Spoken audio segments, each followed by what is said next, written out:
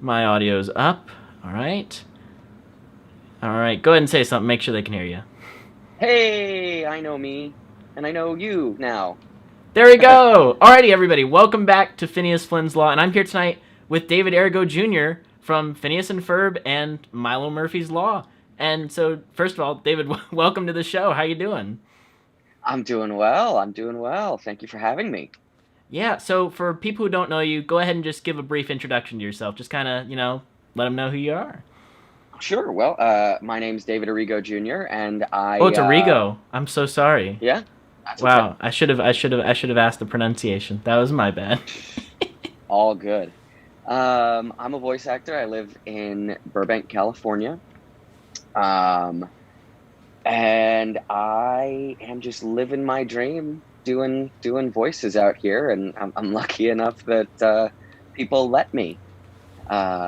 Sort of started my life as a performer in theater, and got a degree in theater in college, and lived in New York, trying to do Broadway, did some off Broadway stuff, recorded a couple of albums for soundtracks for stuff. I worked on Disney Cruise Line as Peter Pan for a little while.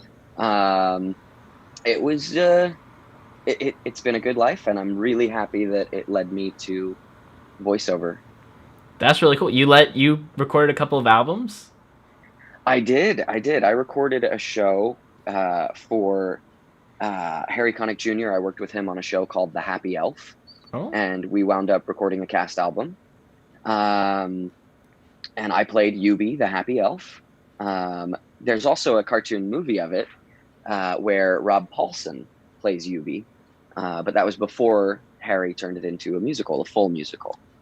And then for our younger crowd, I don't suggest going and listening to this album, but I did a musical version of a movie called Thanksgiving, which is this really wonderfully awful B horror film, and we did a we'll say rated R musical version of that, and we recorded an album for that, which was a lot of fun. wow. Did all these things actually? Oh, we got a car. Did all those things actually make it to production, like where people could like listen to them or find them, or did they kind of die and get buried? Well, Happy Elf, you can actually hear good chunks of if you go to the, I think it might be Music Theater International website, and you look at licensing the show. They have a little music player over on the side where you can listen to different tracks from it. And then Thanksgiving wound up on iTunes and stuff like that. Wow, very cool, very cool. First of all, how long have you been a fan of Phineas and Ferb and Milo? Uh, Probably since about 2012. When I was doing Happy Elf, I was staying with a really cool family out in Bethlehem, Pennsylvania, and they had a son who's really into the show and also into voice acting, and he was like, "You need to watch this show," and I was like, "Okay." Um, We all have that and I, friend. It's like you yeah, need to I watch this show. did, and just fell in love with the characters. Perry has been my text tone since then. Oh wow, that's so cool. Um, So whenever I have an iPhone or an Apple device, it always has Perry as my text tone. I did go over to the dark side.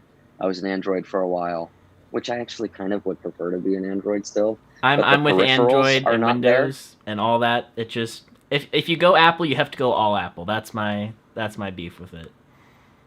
Yeah, which Did I'm talking to you on my iPad right now and looking at the chat on my iPhone. So like, and my in my studio over here, it's all Mac Mini, and it's for my production side of things, for like voiceover specifically. So many of the programs and things are that much more. Hey, Austin Nebbia in the chat is the person I was talking about. He's the person who turned me on to the show. Oh, very cool. Um, yeah. Um, and they got me to listen to the album, the Christmas album, because I am part Christmas elf. I love love Christmas. I Year-round actually did. Christmas? I would love to. My wife would not be okay with that. But we watch Elf in July. That is a Christmas in July,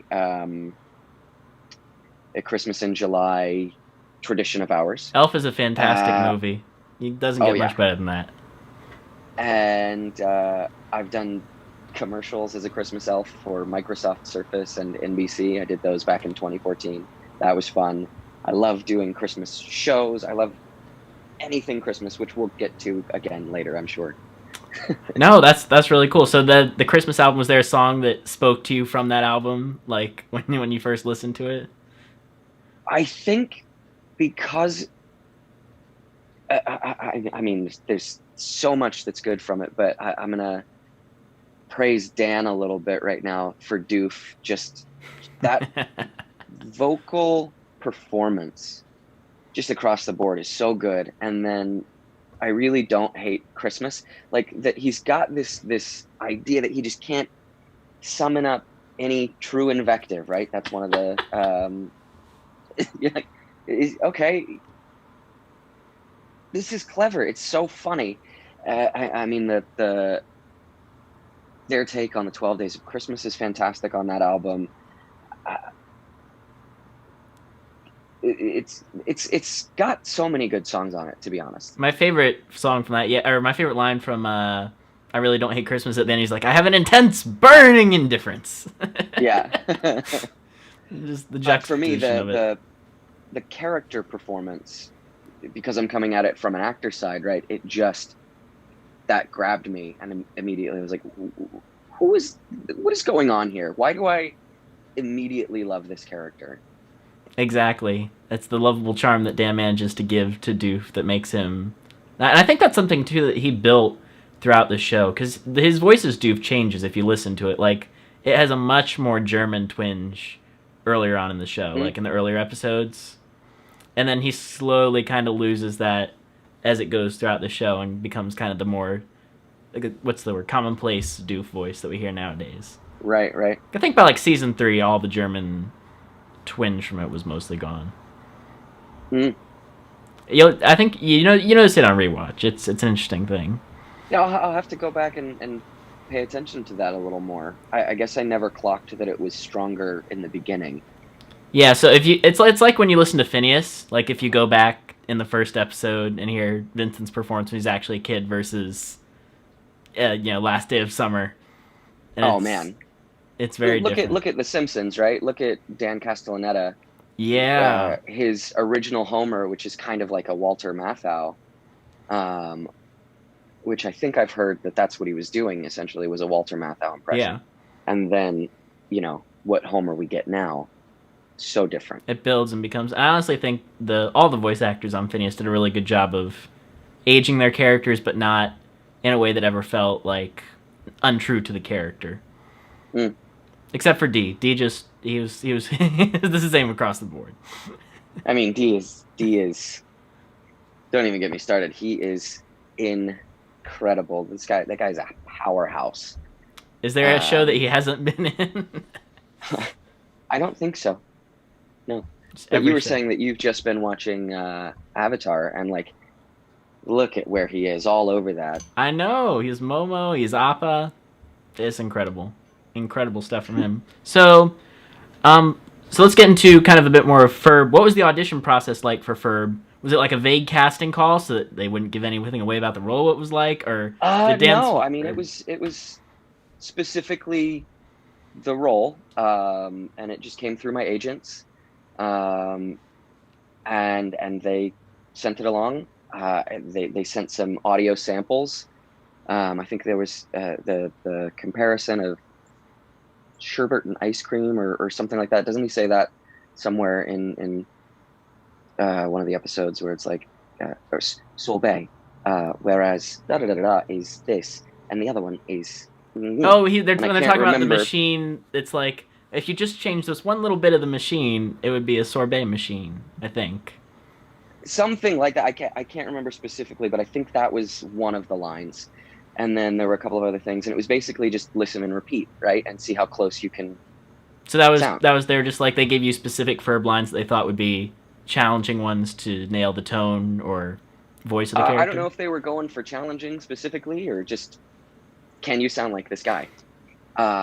So I did it. I did a round of it. I sent it off, and I had my wife listen to it, and she was like, "Well, if you don't get this one," like, and she doesn't say that all the time.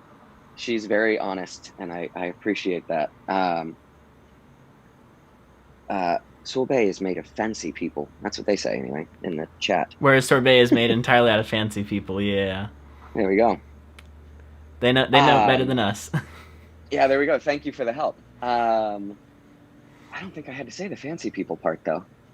Either way, I'm surprised they didn't give you like the Ferb monologue from the scene with the lizard, where he has his whole inspirational speech. Yeah, that I am tempted to learn that just so that I can have that as a party trick, but I haven't done it yet.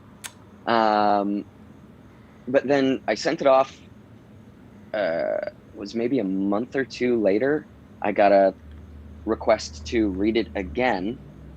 Oh, there's the entire. Thank you for the whole thing, Tammy. you want to read it? We got everybody asking you to talk like Ferb. Might as well read the line. All right. Well, let's see how I do here. While ice cream is made from dairy products and turned vigorously with air, sorbet is made entirely out of fancy people. There you go. We'll see.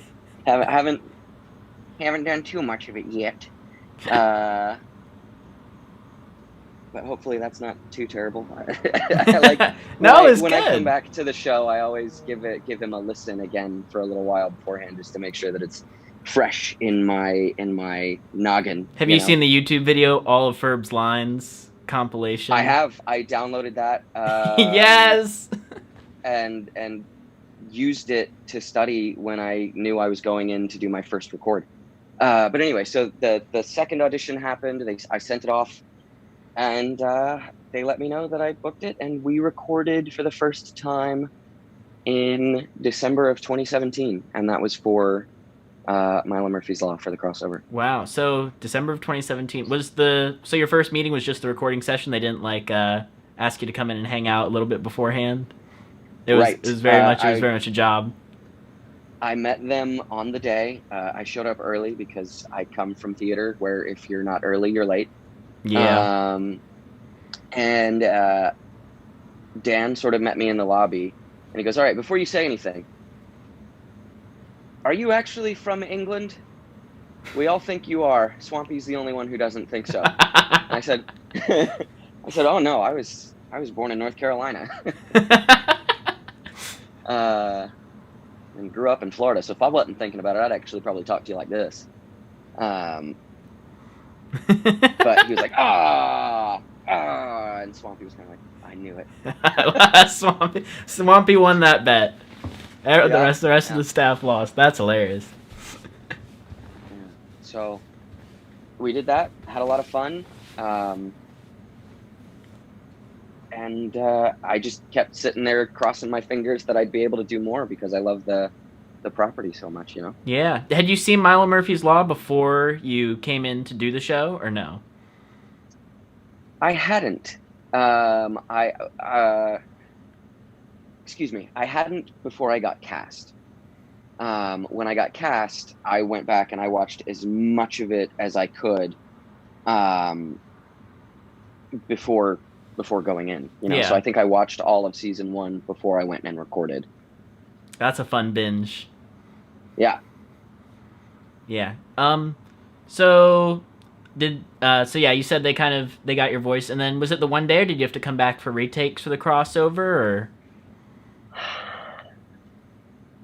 I think for that one, because that was just like, there were only a few lines in that. I think I had maybe 6 or 8. I mean, the one that I always remember, if people ask me to do the voice, this is the one that I go to usually is, "Oh, I'm sorry. Did you want to say that? It's just that it's been a long time." And so like, now it's time to whack some weeds, you know? Yeah. So like, I don't think so. I don't think I had to do any re-records for the crossover. That was such a I fun just sat creative there. decision to have Ferb get the first line between him and Phineas when they reappear. That was fun. I Yeah. really like that. And what does Phineas say? Someone like, "Gee, you're chatty today," or something like, It's right? like, oh, did you want? No, it's like Sunwax means like, wow, yeah, somebody's chatty today. He's like, oh, did you want to say that? Yeah. It's like, no, by all means. It's been a long time. Yes, it has cut to commercial break. Good stuff. Oh, here we go. I think we're getting some of that monologue down here. Look at that. Oh, you want to give that one a shot? No, not yet. That's too daunting. If I do that, I want to actually put some legitimate time into There that. you go. You don't want people to take the part of the interview. They're like, this guy's awful. Why is he so bad at this? How did he get hired? And you know that's what people will be like too. Well, it's funny because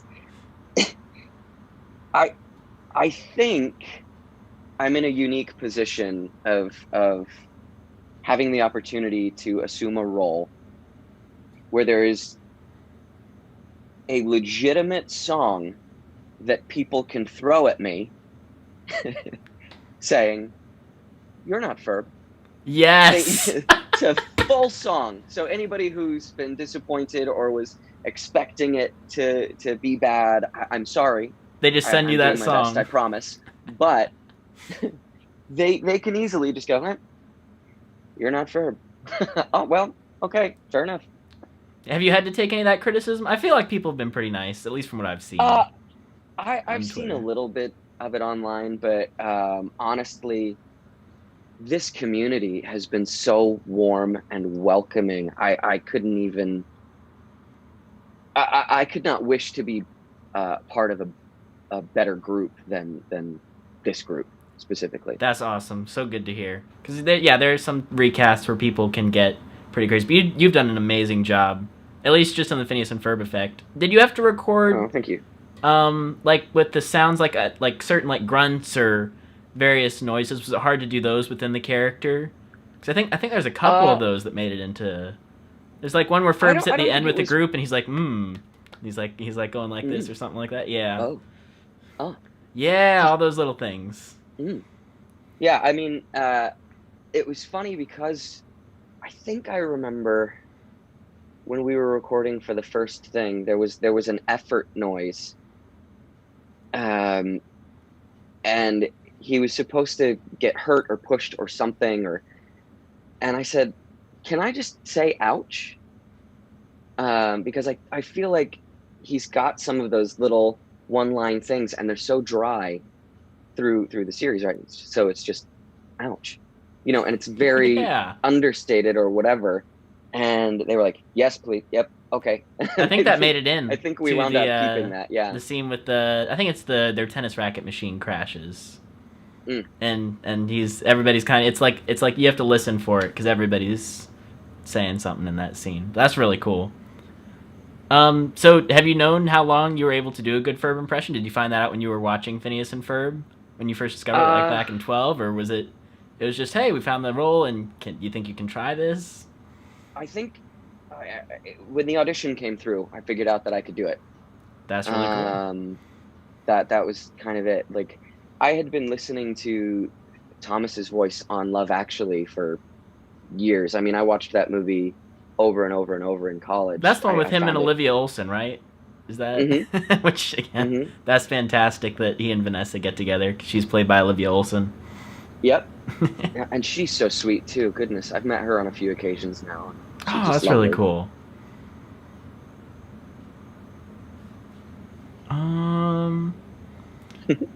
Yeah, sorry, I got lost there for a second. All good. Brock mentioned that he got to audition for Ferb as well. Did you get to meet any of the other candidates while you were there, like in the waiting room, or was it? No, this was a completely remote audition. Oh, that's true. Yeah, because everybody sent in, and then they asked for yours to come back. Yeah. So just like most voiceover auditions nowadays are remote. Even a lot of the callbacks are just redirects on a page, and then you shoot it back after you give your best shot. Very cool. Did you get to read the script of the crossover entirely at all beforehand, or was it just come in lines you I don't get think to see the so. script? Okay, you got to No, read it.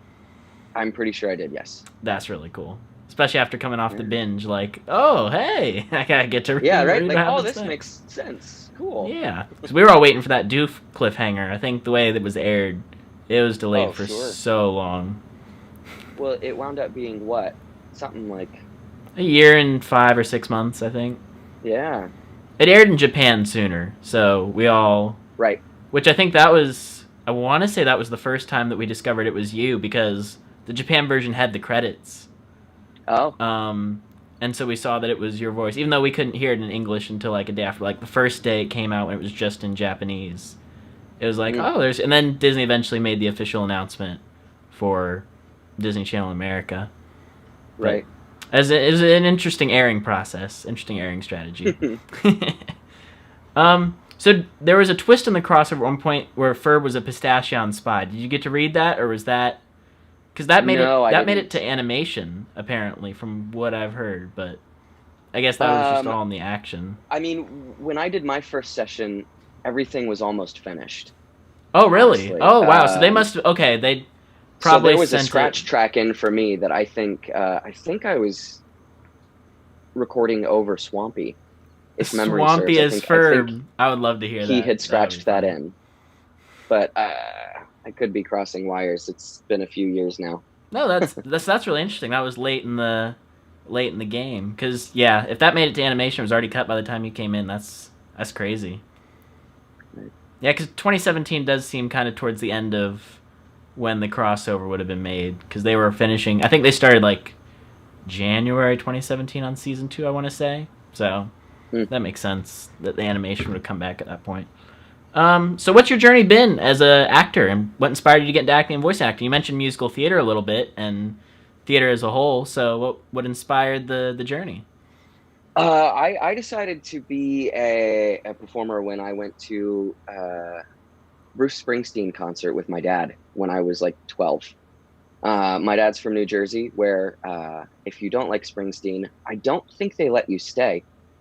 Um, and seeing his face watch this set of music, I was like, I want to do that for people.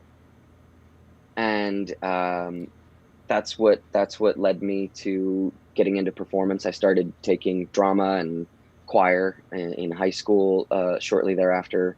Did as much of that as I could. Went to college, got a degree in theater, toured with children's theater, did summer stock, worked in regional theater in Arizona for a few years, doing shows like Footloose, Avenue Q, Kind of Annie Hit Your exploring Gun, your like range as characters and whole bunch of shows. And then moving to New York. When I was in New York, I had a meeting with an on-camera commercial agent. And I sat and I chatted with him for like 40 minutes. And at the end of our meeting, he kind of like put his hands on my shoulders and he picked me up and he walked me across the other side of the office, set me down in front of a guy named Matt and said, "You guys talk." And Matt was the voiceover agent. And so I started getting auditions for voiceover and I was like, wait a minute. This is cool. I like this a lot. And when I had my first animated, it was a dubbing project for a movie that at the time it was called Richard the Stork. And it was a foreign dubbing project out of maybe Germany. And I woke up grinning. I rode the subway, smiling. I did the audition beaming, and I left glowing like Eddie Murphy in The Golden Child. You're too young for that movie, but you're right. I haven't seen it. And I literally on that day walked out and gave my dad a phone call, and I said, I think I found the thing I'm supposed to be doing. And that's what got me sort of on the road. That is so cool. So you just, somebody saw your talent and put you with the right person, that's really, really How lucky neat. am I? Goodness. Yeah. When you say it that way. No, It's that is really fortuitous. cool. So then, once you kind of found that you really enjoyed that, and you had your agent, was it? I've seen you done a lot of anime. Was it mostly just like you wanted to do anime, or was it just we'll take whatever kind of comes Um, in? when I was in New York, I was still non-union. I wasn't a member of SAG-AFTRA, and a Okay, lot of what's available out there is non-union foreign dubbing. gotcha. So if you can get anything available or anything in animation, you're most likely to be doing stuff like Pokemon or Yu-Gi-Oh or any of these random shows that are coming in and getting an English language track that might not even necessarily air here, but Right. they want the English language track to be able to market them to multiple territories. Oh, Um, that's interesting. so I happened to do an off Broadway show called Nothing But Trash with a guy whose dad ran one of those recording companies for foreign dubbing. And I was like, I just really want to do animation so bad. And he was like, well, we'll bring you in for something. And that was kind of the start. That And is, then yeah. I was doing regional theater uh, and wound up in Portland doing a production of Fiddler on the Roof, where I was working with a dialect coach. Her name's Mary McDonald Lewis, and she is incredible. And we became fast friends because uh, she was teaching us all, and immediately I was like, "Tell me everything." Um, and I think she appreciated that enthusiasm, and so we became fast friends. And when I got out to LA, she's actually who connected me to my agents out here. She set up that meeting, um, and they wound up taking me on, which was Wow. So just my luck. it's been a country ride journey. A country ride A journey. countrywide journey. Oh yeah, yeah. Just kind of Uh, going back and forth in theater and voice acting and multitasking. well, I'm a military brat, so I've got some of that. Come by it Oh, honestly. were you in the military, or is that just a? No, my dad was. Oh, okay, So kids of military members, we occasionally call ourselves military uh, brats. brats. That's funny. All right, so yeah, you said there's like a lot of non-union work within animation. Now that you're in the union, do you get to do stuff for like Crunchyroll or Funimation, or is that still outside If it's union? non-union, I won't do it. No. Okay.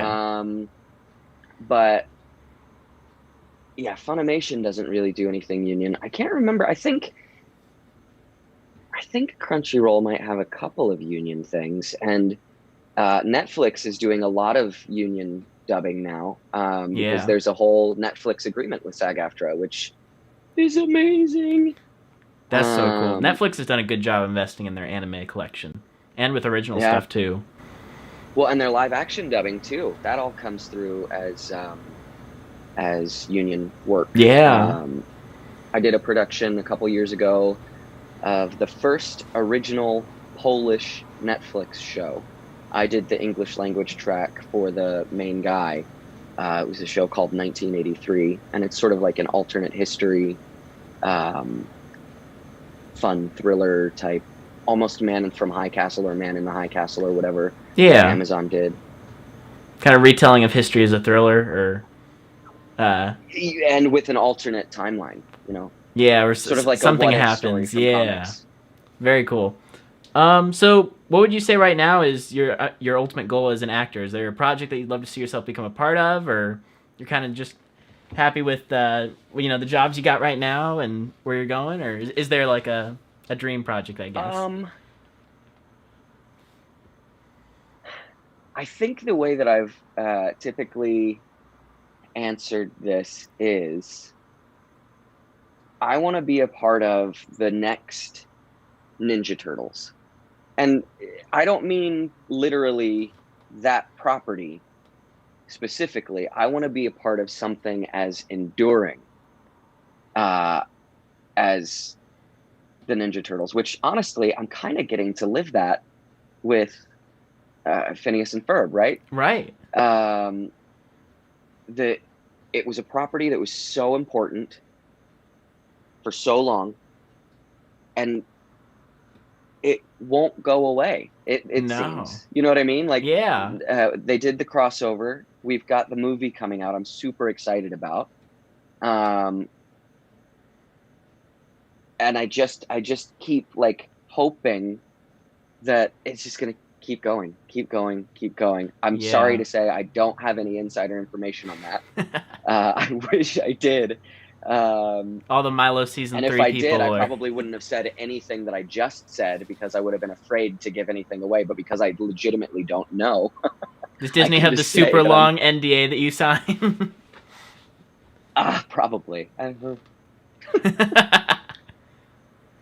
No, I it's certainly don't. I don't post or say anything without asking first in most situations. yeah, with especially with the mouse, they love to crack down. Um, but yeah, with Phineas and Ferb, hopefully Disney will do more projects, at least set in the same universe. Hmm. I know Dan's working on like a new pilot right now, but Milo hasn't officially been canceled, and there was talk of Phineas and Ferb coming back on Milo and other stuff like that. So I'm sure in some shape or form we'll see them Listen, they can again. always call me on the platypus phone. That is, I will pick up and I will show up to work. There you go. That's fantastic, and good to know. Given what happened with the last one, he didn't show up for the crossover. Um, let's see. So who are your VA or acting heroes? Like, obviously, we talked about D. Bradley Ooh. Baker with Last Airbender and whatnot. But like, who Hmm. else do you look up to in the industry as people that you'd Oh love to gosh, be I like? mean, Maurice LaMarche, Billy West, Rob Paulson, Phil Lamar. I mean, there are so many incredible talents in this field. Gray Delisle Griffin. Tara Strong is everywhere. Obviously, Mae Whitman is so fantastic. And then you've got some really wonderful people in the anime crowd, like Kyle McCarley, Zeno Robinson. Oh, he got to take Just over all for sorts of really, Psyche, really. and Pardon? he got to take over for Psyche from Jerry Jewell, who did the original dub, and then Netflix renewed it, and Kyle got to voice the character, which was cool. But he's also Mob in Mob Psycho. Yeah, he gets Oh, around. cool.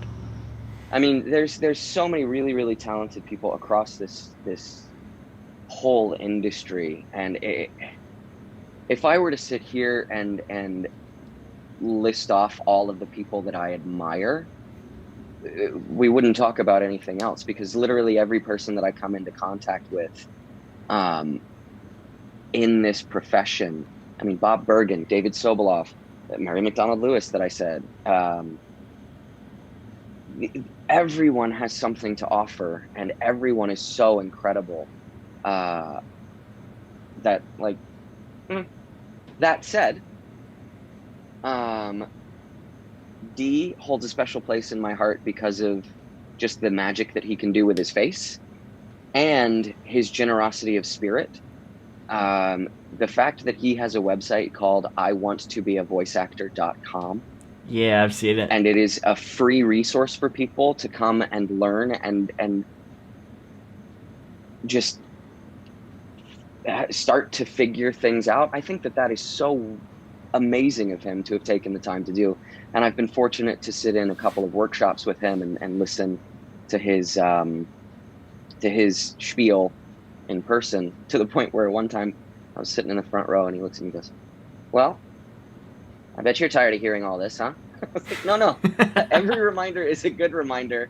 You keep doing it. I love it. Please keep drill it into your head so that you never forget. Yeah. And then Rob Paulson with his Talkin' Tunes podcast, I think a couple of times in the past, I have legitimately called that my cartoon university. And Austin, who was on here earlier, that I told you turned me on to Phineas and Ferb, Yeah. also turned me on to that podcast. And I used to run by the Hudson River in New York. I used to run around and just do my jogs, much like you see Vincent doing on social media, right? Yeah. But I would be listening to Talkin' Tunes And I just learned so much about how to be a voice actor um, from that podcast. Not necessarily how to voice act, but how to be a voice actor. Right. And some of how to voice act, because there's just there were so many gems in there. So those guys in particular sort of get an extra little love boost because of the things that they have done for the community and the ways that I personally have been served by their efforts. I just super like them a lot. Yeah, no, that's amazing. And yeah, like you said, every single person in the industry has something, some unique bit of information or insight or Mm-hmm. something else to offer. And when you said, like, what it meant to, like, be a voice actor, were you talking about, like, more like the nuts and bolts of how it works, like having an agent and all that stuff? Sure. Or Yep.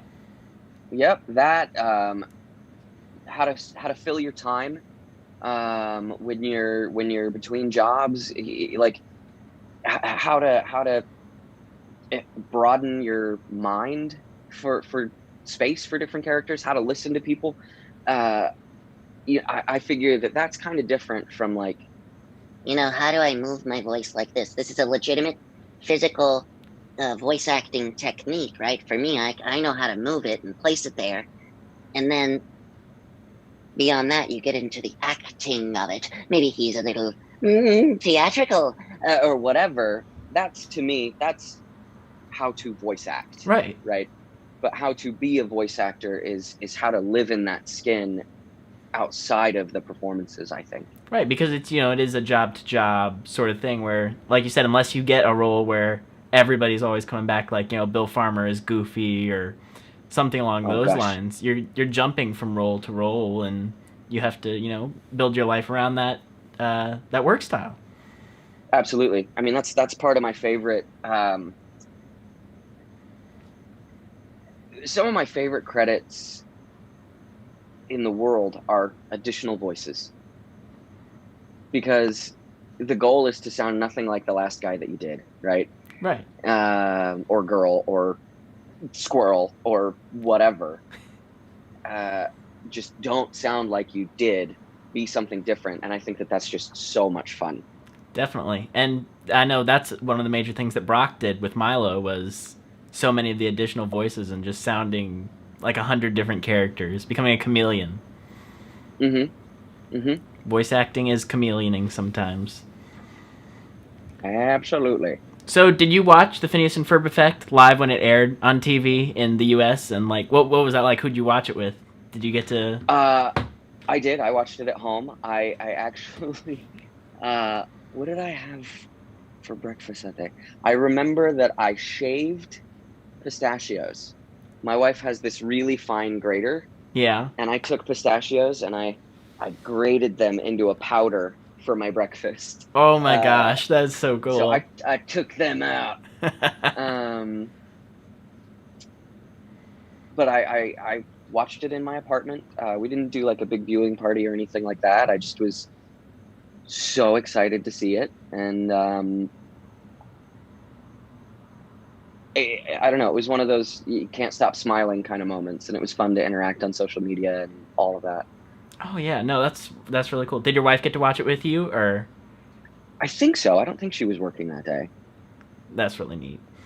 So do you know anything about why Sangster left the role of Ferb, or what happened with that, or is that kind of one of those stories that he just didn't want to come back? I do not. Yeah, Swampy said you have to ask him, so it's one of those where it's like it's difficult to think about, why. So it's like, because Ferb as a role, it's not something you have to constantly coming back for retakes, like you said. It's kind of you just come and collect. I'm sure it's like you get the paycheck, and it's really great because you get to play a fun character. So it was just it was one of those things. My sessions are generally scheduled pretty short. Yeah. I think I've had a few that have been scheduled for 15 minutes, and we talk for 10 minutes and work for 5. Hey, that's a great session. And I've joked around a little bit in the past because I do take a lot of pride in having this opportunity, and I want to take care of it and want to do my best for it, and I'm very excited about it. But there's an irony to being really excited about being a voice who barely speaks as a voice actor. I love it. Don't let that at all paint the irony in a bad way. It's just a little bit funny because I'm like, I am so excited to do this, and then somebody will be like, "Excuse me, isn't he the one that doesn't speak?"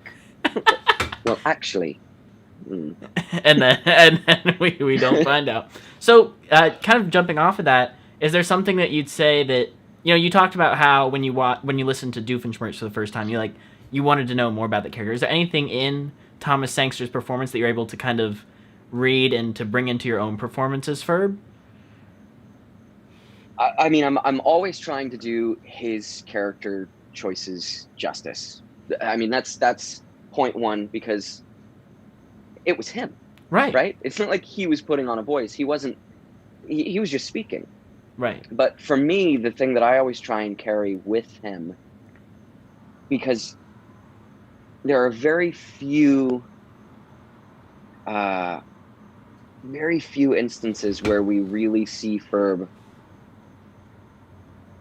hear Ferb with impassioned vocals, right? Right. That lizard speech we were talking about, a chameleon speech, sure, that's a great moment of actual, you know, we happy few, you know, very much the King Henry V monologue type thing. So in general, what I try and bring is this coolness, because he had an effortless cool, in my opinion.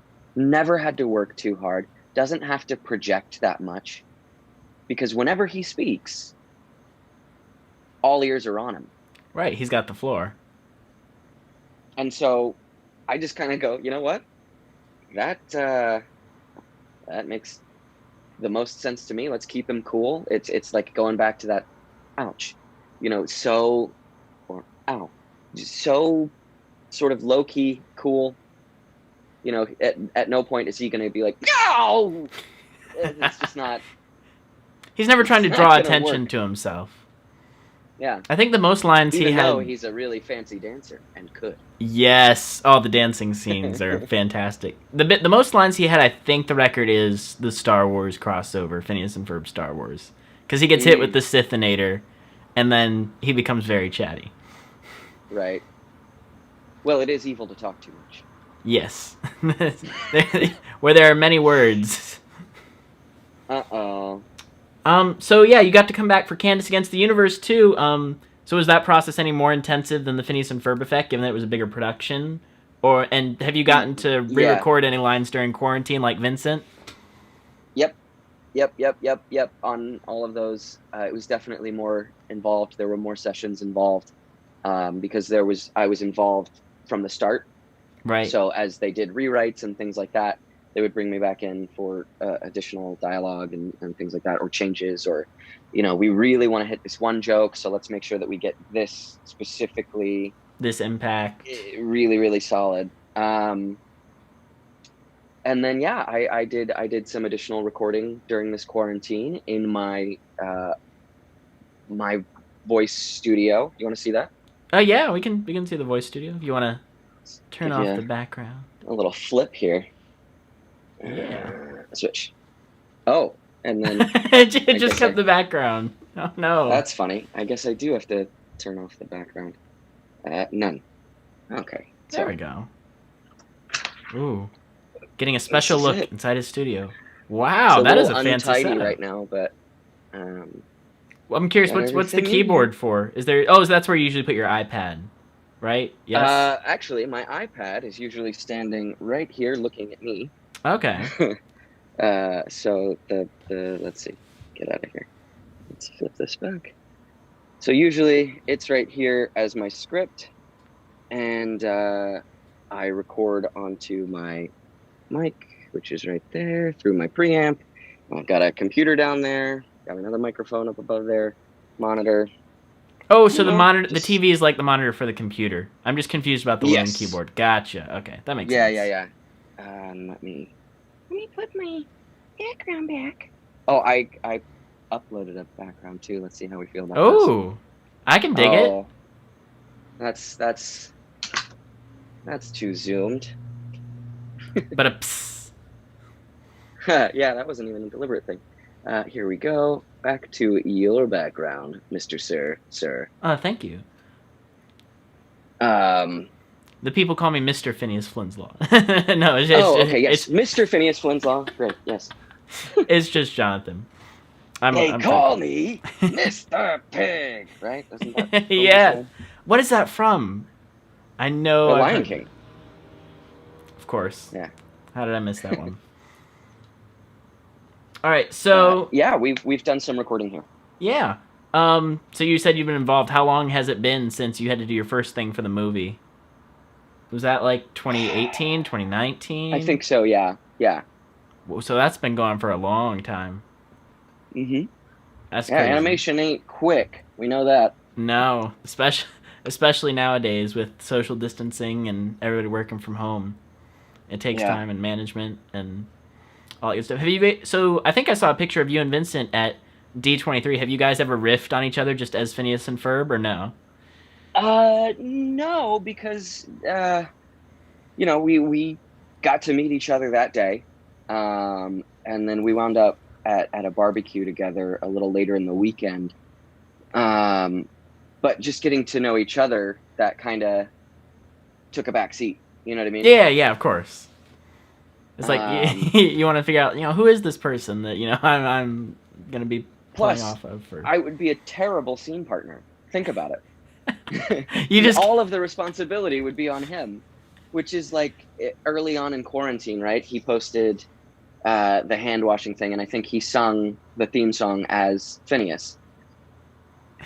And the only way I felt that I could reasonably respond was to wash my hands in silence and say, this is how Ferb would do it. Because he says how Phineas would wash his hands. That's how Ferb would do it. Yeah, I saw that. That was really fun. Just as Ferb is like solving the mysteries of the universe in his head while he's doing it too. Yeah. That's so cool. What's your favorite thing about Ferb as a character, would you say?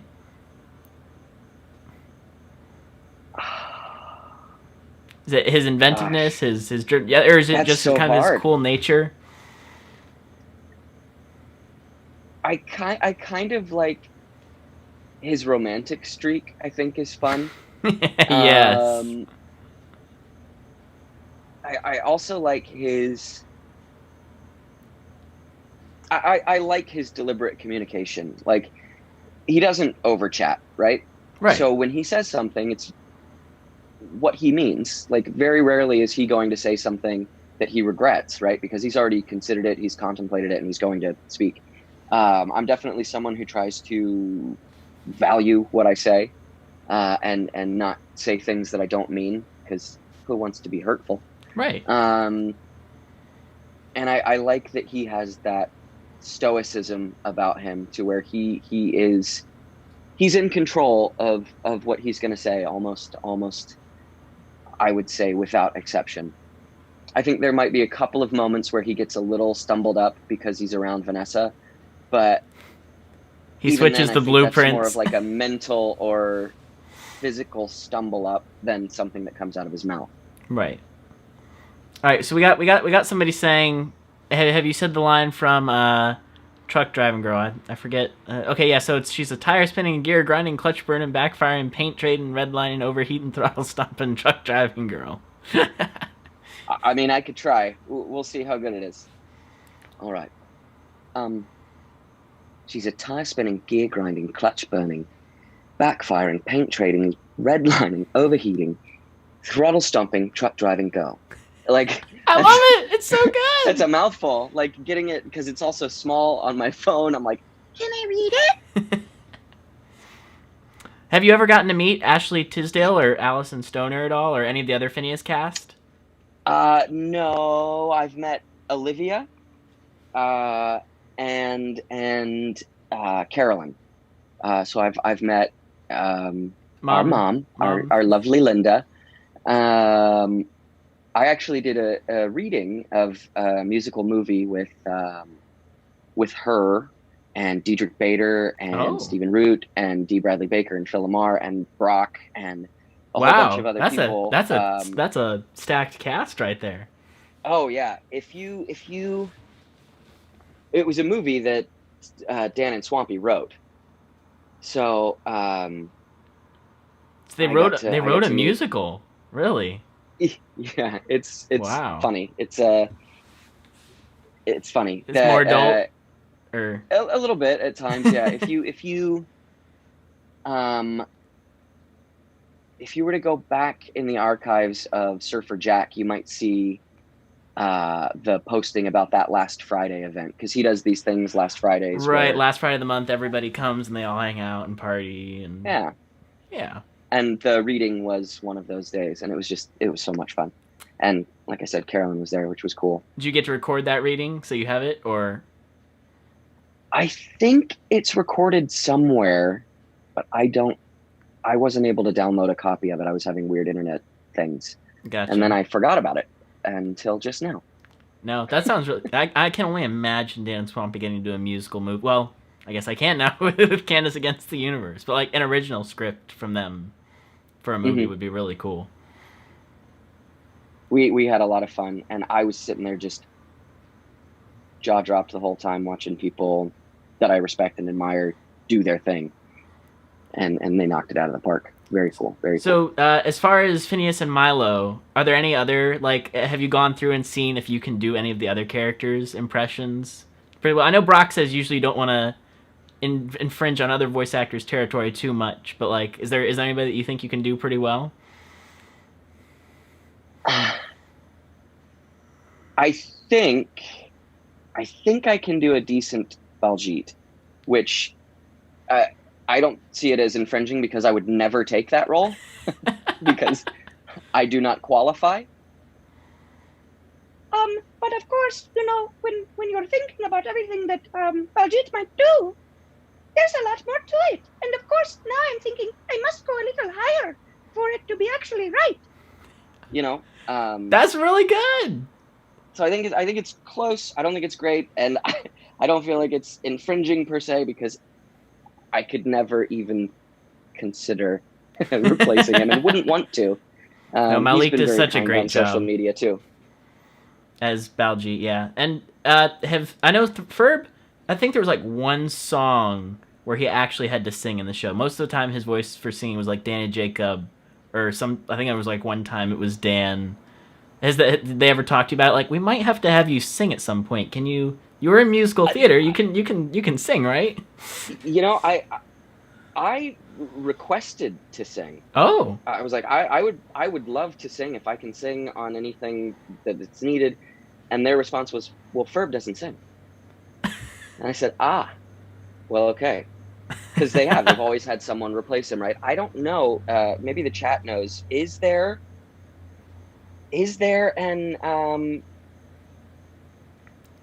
a number where it's actually Thomas's voice? Do you Ballad guys of know in Bad the chat? Beard, early season 1 is.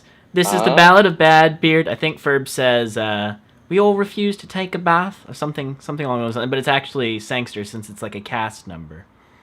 Oh, so it's like a one step out line kind of thing. Yeah, he just has one line of song. He's not because like if you look at like Phineas and Ferb Save Summer or stuff like that, and it's like Ferb's always the one who's like, "Oh yeah," and he takes the mic and kind of goes crazy with it. Well, So- like Ride from Outer Space, right? It's so good. Yeah. Or Backyard Beach. Listen up, people But at that's the not beach. him, obviously. Phineas and Ferb and the backyard beach. That Yeah. was good. Yeah, I met Danny, and he was like, "Yeah, I'm the singing voice of Ferb." And I was like, "Well, all right, there it is." There you go. You get to do back. I don't and need to forth. fight nobody. Exactly. I'm No. just happy to be here. Thank you for letting me play. No, that's so cool. All right, I'm gonna pull back up the questions again. My phone turned off. It was. All right. So I know you mentioned Dee's whole site about I want to be a voice actor. But what advice would you give to anyone looking to break into the industry? Is there any? You said everybody's got something to offer. What's your personal take? Well, I've got a tweet pinned to my Twitter. It's the first thing right up top for me, and At it Errigo is Voice. all right. Yep, at Errigo Voice. If you want to get into this, here are the things that I suggest. And I suggest Talkin' Tunes. I suggest VO Buzz Weekly, which is another podcast that also has a YouTube show component that you can watch or just listen to it. That one's cool because their guests are like agents and directors and writers and also actors, but like show creators. And you get a really great broad-based education from them as well. Dee's website. And then there's a book by Yuri Lowenthal and Tara Platt. Yuri Lowenthal was Peter Parker in the Spider-Man PS4 game. And his wife was Detective Yuri Watanabe in that. But they put out a book called Voiceover Voice Actor.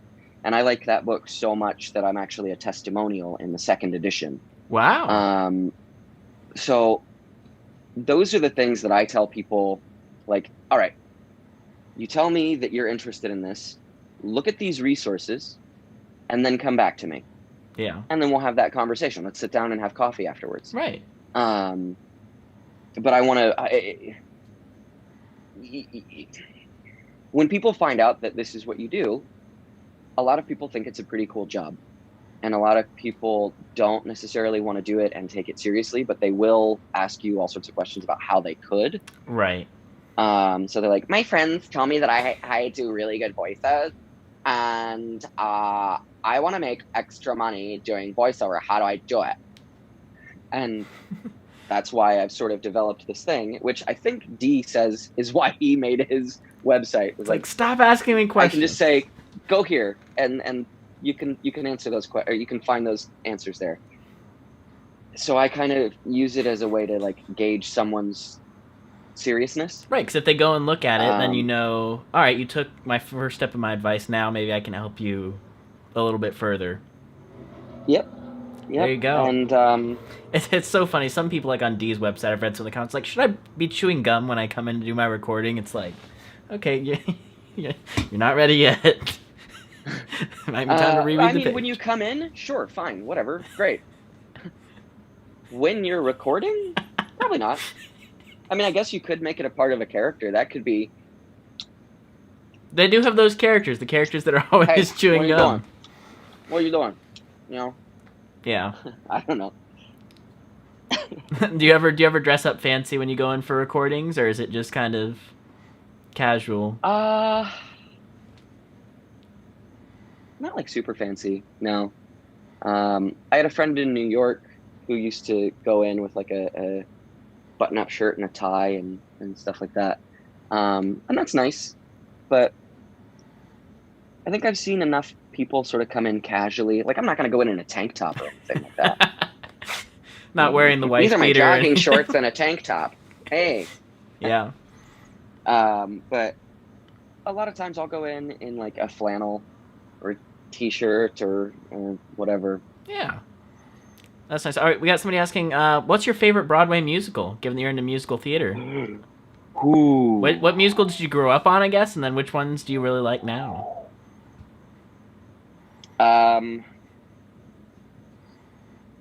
Into the Woods was a huge one for me, one of my most sort of influential musicals, because I saw the original Broadway cast DVD in high school, right? Yeah. It's the one with Bernadette Peters and Chip Zien and Joanna Gleason, and it's just such a great cast. Yeah.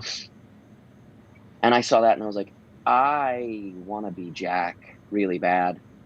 And I got to do that, I want to say in 2014 I did a production, but it might have been 2013 down in Arizona, and I played Jack, and I just dream come true. Yeah. Did you seek that one out, or was that one that came to your table? I pushed for it pretty big. Yeah, this was a theater company that I had worked for a bunch in the past. That's sweet. I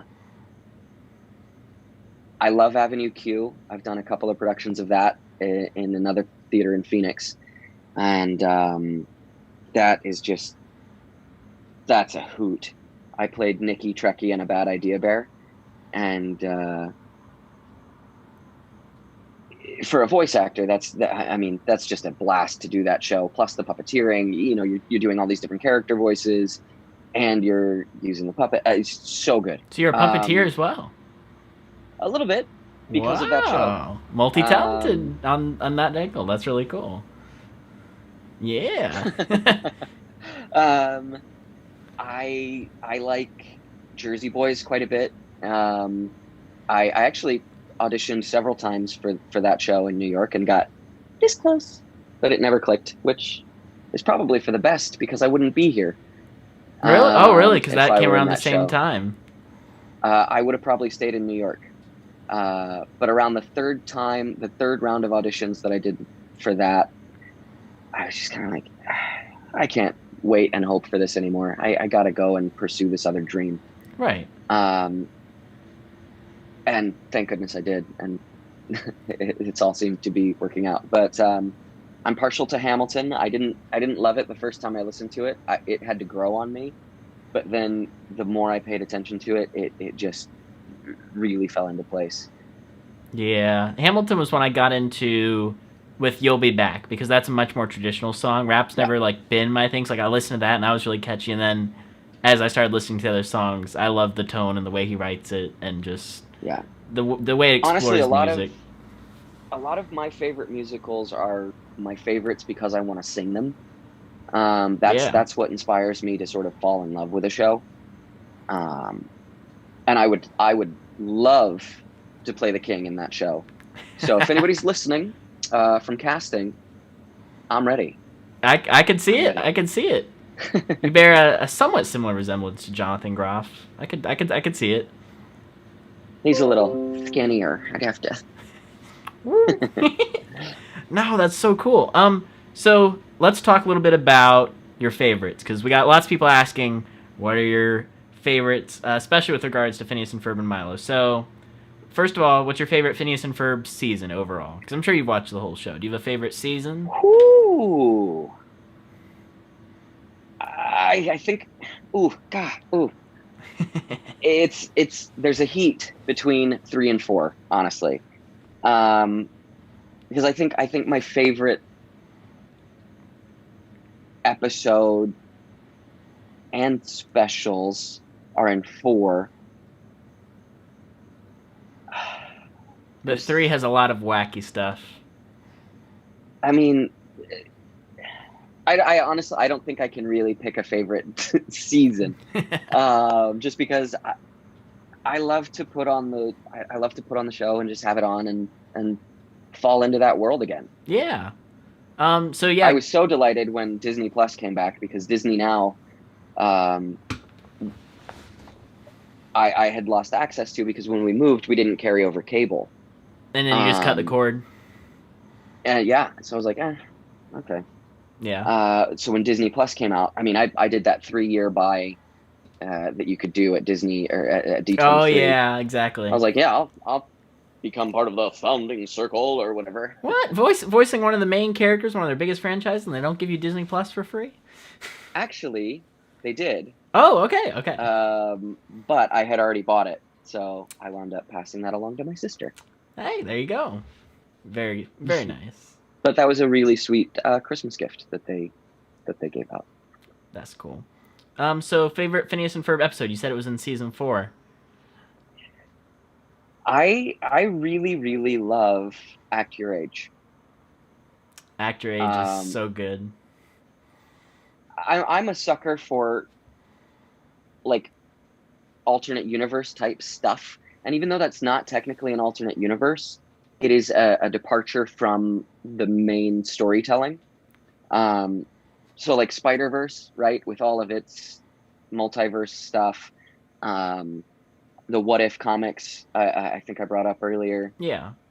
Those kinds of one-off little complete stories, I really dig. And it also ties some things together nicely. It ties up the Finabella stuff, the Ferb Nessa stuff, whatever, and the Baljeet and it's not Bridget, no.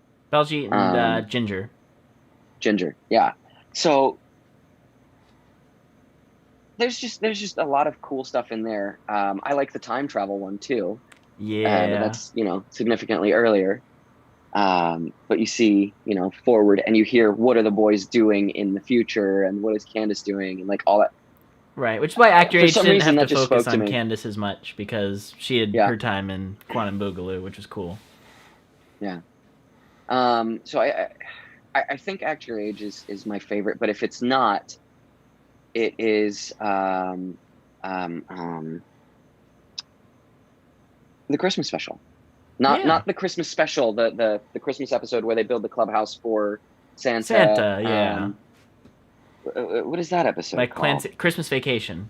Clancy Brown gets to be yes, Santa yes. Claus. Yeah. Which I think is just inspired casting for Santa.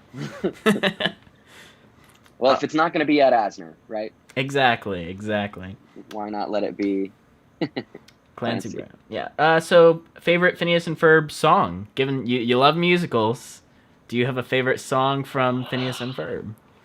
Well, I brought it up earlier. I am kind of partial to You're Not Ferb because I have that sick just enjoyment of that. But then Ride from Outer Space is another fave, for sure. Yeah. But then, oh God, Ain't Got Rhythm is just so wonderfully rhythmically satisfying. It really is. AGLET is so like there are so many fantastic songs. But I think You're Not Ferb and Ride from Outer Space are a couple of real favorites. That's sweet. So favorite Phineas and Ferb special episode, like Star Wars, Marvel. There's you remember Where's Perry parts 1 and 2? There's Summer Belongs to You. There was Save Summer. There was Does Night of the Living Pharmacist Night count? of the Living Pharmacist, of course, yeah. The Wizard of Odd count? Wizard of Odd. Anything not? longer than 22 minutes. It's like the 45-minute stuff. Okay, well, Excalifurb is great though. Great. That one cracks me up. I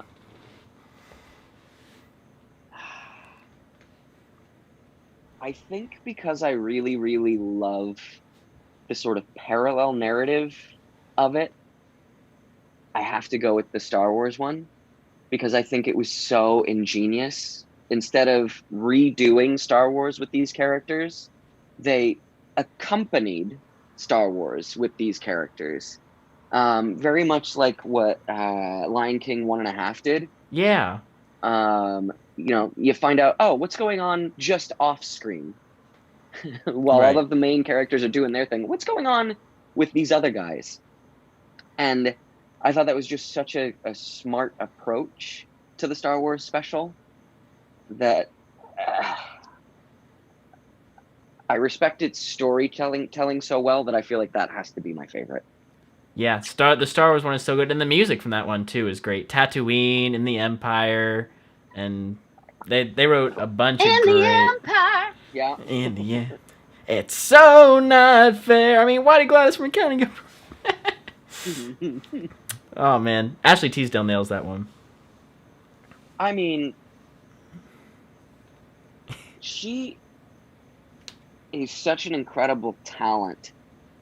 When you look at the weight on her shoulders throughout that show, and what she actually had to do is so hard, right? Her character could have easily been so hateable. Exactly, just because of the character's personality, where she's almost insane about it and busting her brothers. But you don't hate Candace. No. You love Candace. You can't not love Candace.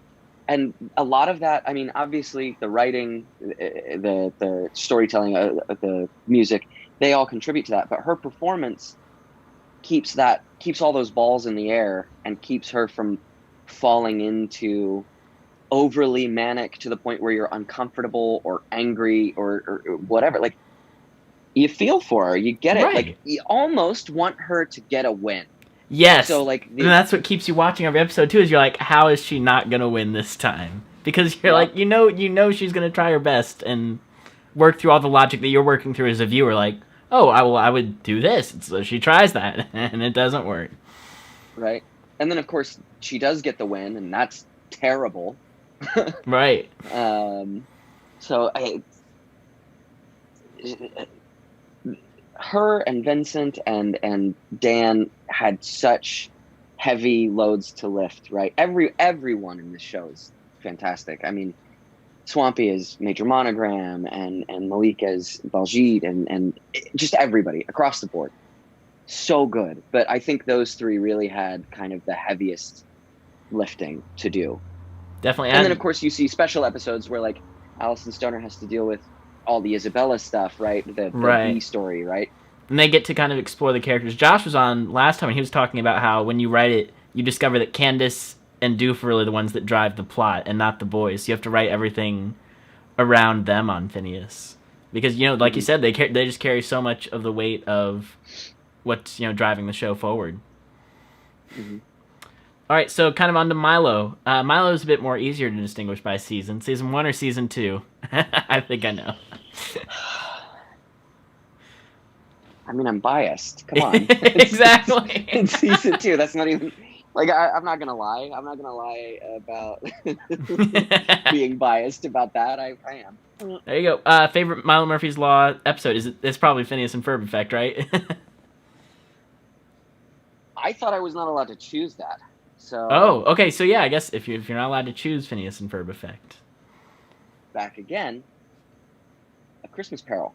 Christmas Carol. I love Christmas, man. You're a Christmas guy. That's Christmas. Yeah. Favorite Milo Murphy's Law song? Is there any? Is it one that Weird Al sang, or it's like rooting for the enemy? Chop chop chop. I'm taking a stroll. No. No. No. The theme song. The theme song. The theme song is my favorite song in that show. I love it. It's so good. Honestly, I think it's better than Phineas's theme song. Just as the way it's composed. I'm sorry. I know. What can I say? I like the Milo theme. I kid. I love the way it uses its instruments to create a very different effect than the Phineas theme song. The Phineas theme song is just like almost a completely different genre entirely. From some of it, sure, yeah. Yeah. I mean, they go so many different directions musically throughout the 4 seasons, right? Right. So many. I don't think there's a genre that they missed. Favorite Milo Murphy's Law. I think you said episode was Christmas Carol. Do you have a favorite, like, special? Like, I think the big ones were, obviously got Sphere and Loathing in Outer Space, Abducting Murphy's Law, Missing Milo, Phineas and Ferb effect, which I guess we'll take that out of the mix again. There's the Halloween one as well. The end of season 2, like those 2 or 3 episodes, don't they kind of qualify as like? Yeah, as like a big story arc, master arc. Milo in space. I would say that I really appreciated that with him dealing with those alien creatures and the youngster who was dealing with all those problems. Yeah, Orgaluth, and that was a really good story. So your favorite voice acting role, is it Ferb, or is there another one that you gotten to like do more stuff for that you're really proud of? Ooh. I'm going to steal from Rob Paulson and say the next one. The next one. There you go. The next one. I love when I get to play Ferb, and I know that it has opened some doors for me because I've literally been in auditions where they've said, oh, yeah, and he's the new voice of... Oh. And then people take note. Hey, that's good. So I love and appreciate that, of course. I have a few things that are in production right now that I can't really talk about, but I'm excited about a few of those. One of those in particular, you're going to see me post a lot about when it happens. I But that's all I'm I can very say curious. about that. Hey, if that means you're getting a big role in something, that's very exciting, even if you can't say anything. So yeah, favorite anime. What type of anime do you watch? Ooh. I don't watch a ton. I've watched a few. I watched Death Note is a favorite of mine. I've watched that a couple times through. Um, The Seven Deadly Sins I've enjoyed. I've seen the Um, poster for it on Netflix. Haven't caught it. I really like Bryce Papenbrook's performance of the character Meliodas, and Ben Diskin as Bond, and that one is really good. And Max Middleman is King, and like I think it's Erica Harlacher who's Elizabeth. There's a lot of really really good stuff happening on that show, and I love the power sets. I think they're really cool. It's kind of like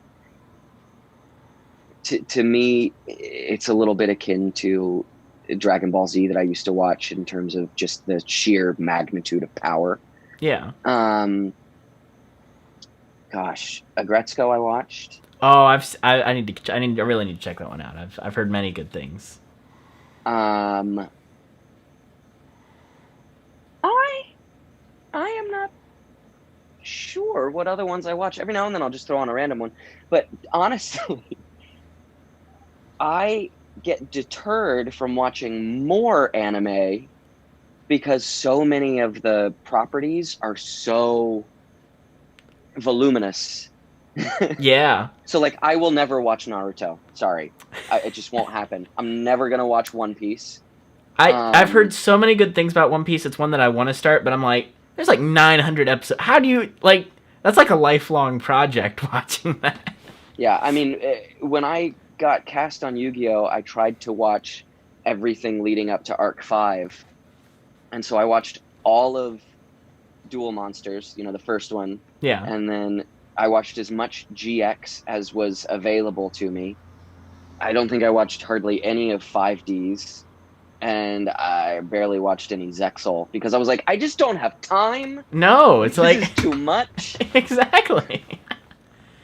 There's only so much that you can watch, when you're trying to catch up on a show that you're joining.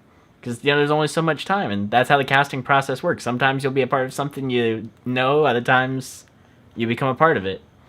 Yep. And then, I'm also, pseudo-hypocritical here, though, too, because I like to have on my classic sitcoms, right? The Friends and Parks and Rec, and we're working our way through How I Met Your Mother again. But those things, when I have them on, it's because I kind of want to check out. Right. And it's not a show that passively watch them. Yeah. Where if I'm going to watch something new, you want to be actively engaged in it. Yeah. Exactly. Not in it, like as in a part of it, but like boing. Yeah, and that's the beauty of television is you have those shows that you can engage immensely, and then you have other shows that are equally as funny and smart, but that you don't necessarily have to be paying full attention to enjoy, which is really cool. Yeah. Well, and now that I've seen Phineas and Ferb a couple times through, I can have that on in the background and check in and out of it as I want. Right. Something I did fun a few weeks ago, and it hasn't been the right time to do it lately because everything that's going on with the world. Yeah. But I hopped on. I got onto Twitter and said, "Who wants to watch a Phineas and Ferb episode?" and tweet back and forth. And that was, I think I wound up watching that with Carly. Yeah. And we had a lot of fun with everybody doing some back and forth on. I was there for that. That's her favorite episode. So that was really fun to watch it all play out. Yeah. So, favorite other Disney TVA show? Do you like any of the other shows, animated series that Disney's doing for Disney Channel? Have you seen any of them or no? I think Amphibia is really cool. Yeah. I think there's a lot of cool stuff going on there. I think the storytelling of Star versus the Forces of Evil was really solid. Like I said, I dropped back into Gravity Falls because I've never watched that all the way through. The bits of DuckTales that I've seen, I think they're doing a really wonderful job with that. Oh, yeah. Obviously, I still love Gummy Bears, Tailspin. a Darkwing Duck. You grew up with those, or? Yeah, all those shows that I kind of came up. So now they're came up with rebooting the with Disney Afternoon. Yeah, that's so Yeah. cool. You get to kind of see it come back for a new generation. Yeah. I mean, I love to just drop into different tunes and see where they fall for me and see if I like them. I'd like to watch some Owl House. I haven't taken the time to do that yet. Yeah. So there's a couple things that we usually end up discussing just because. Okay, somebody asked, what was your favorite arc of the original Yu-Gi-Oh? Oh golly, this has been 5 or 6 years now.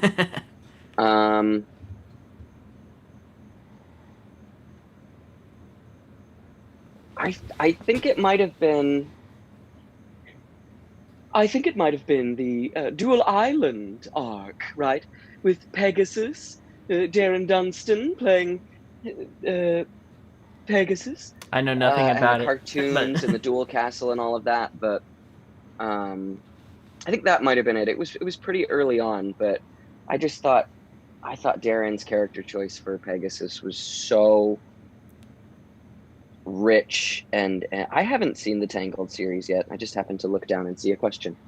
Yeah, so yeah, kind of going. Maybe I should jump into that too. Well, yeah, going into one of the things we always talk about is Cabin Puss. What was your first time seeing Cabin Puss? What were your thoughts? Do you love? I think it might have been a meme or something. When I actually saw him the first time, and I was like, oh, "That's weird." All right, cool, great. Like. That's something that's really wonderful about hold on animation, right? Is that you can get such an odd critter like that, right? And just have it brought to life. Yeah, Swampy does such a good job as Cavendish and Cabin Puss. Like he really expands his range from Monogram, which is really cool. Yeah.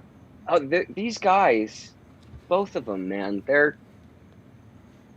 We can all just hope, wish, and dream to have droplets of that amount of talent in our blood. I know, right? All right, so let's see. So he's saying somebody thinks that Cabin Puss is Bay, that's Bob. He always says Cabin Puss is Bay. He says, look, if you hate Bay, you're on his hate list. Let's see. Going back. Yeah, feel free to drop your questions in the chat for David to answer. Okay, so this is the question Dance in the Rain always asks. If Scott and Mrs. Morosky ended up together, would you ship Mildred the milk carton and her desk?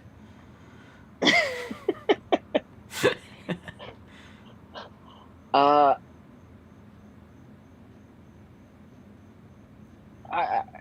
don't see why not if they're going to be happy. There you go. Yeah, if everybody's going to be happy, I say yeah, go for it. Let the milk carton and the desk get together, go on some dates, watch some movies. Socially distanced. I mean, that could be a really fun, like, French New Wave film, right?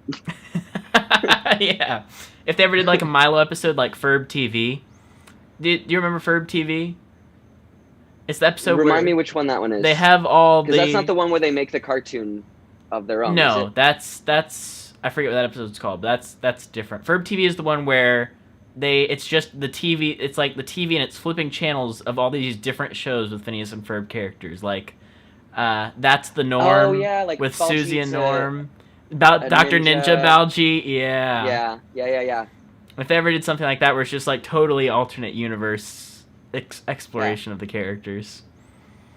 Like, interdimensional cable with Rick and Morty or whatever. Yeah. Somebody asks, have you seen Rick and Morty? And if so, what's your favorite episode? I have seen all of Rick and Morty, and... Well, I'm actually not sure that I have a favorite episode. I really like the show as a whole, and like I was saying about all the different dimensions and stuff. I just think it's a really good show, and they do a great job. That's a good. I think that's Morty. I haven't actually seen the show, but I've seen bits. That was really good. Is that the only Phineas and Ferb shirt you have, or do you happen to have more? Did Dan Swampy just give you all the Phineas merchandise once you were Oh, cast? I wish I could get it. That's one of the worst things about coming to a show sort of after its main run, right? Right.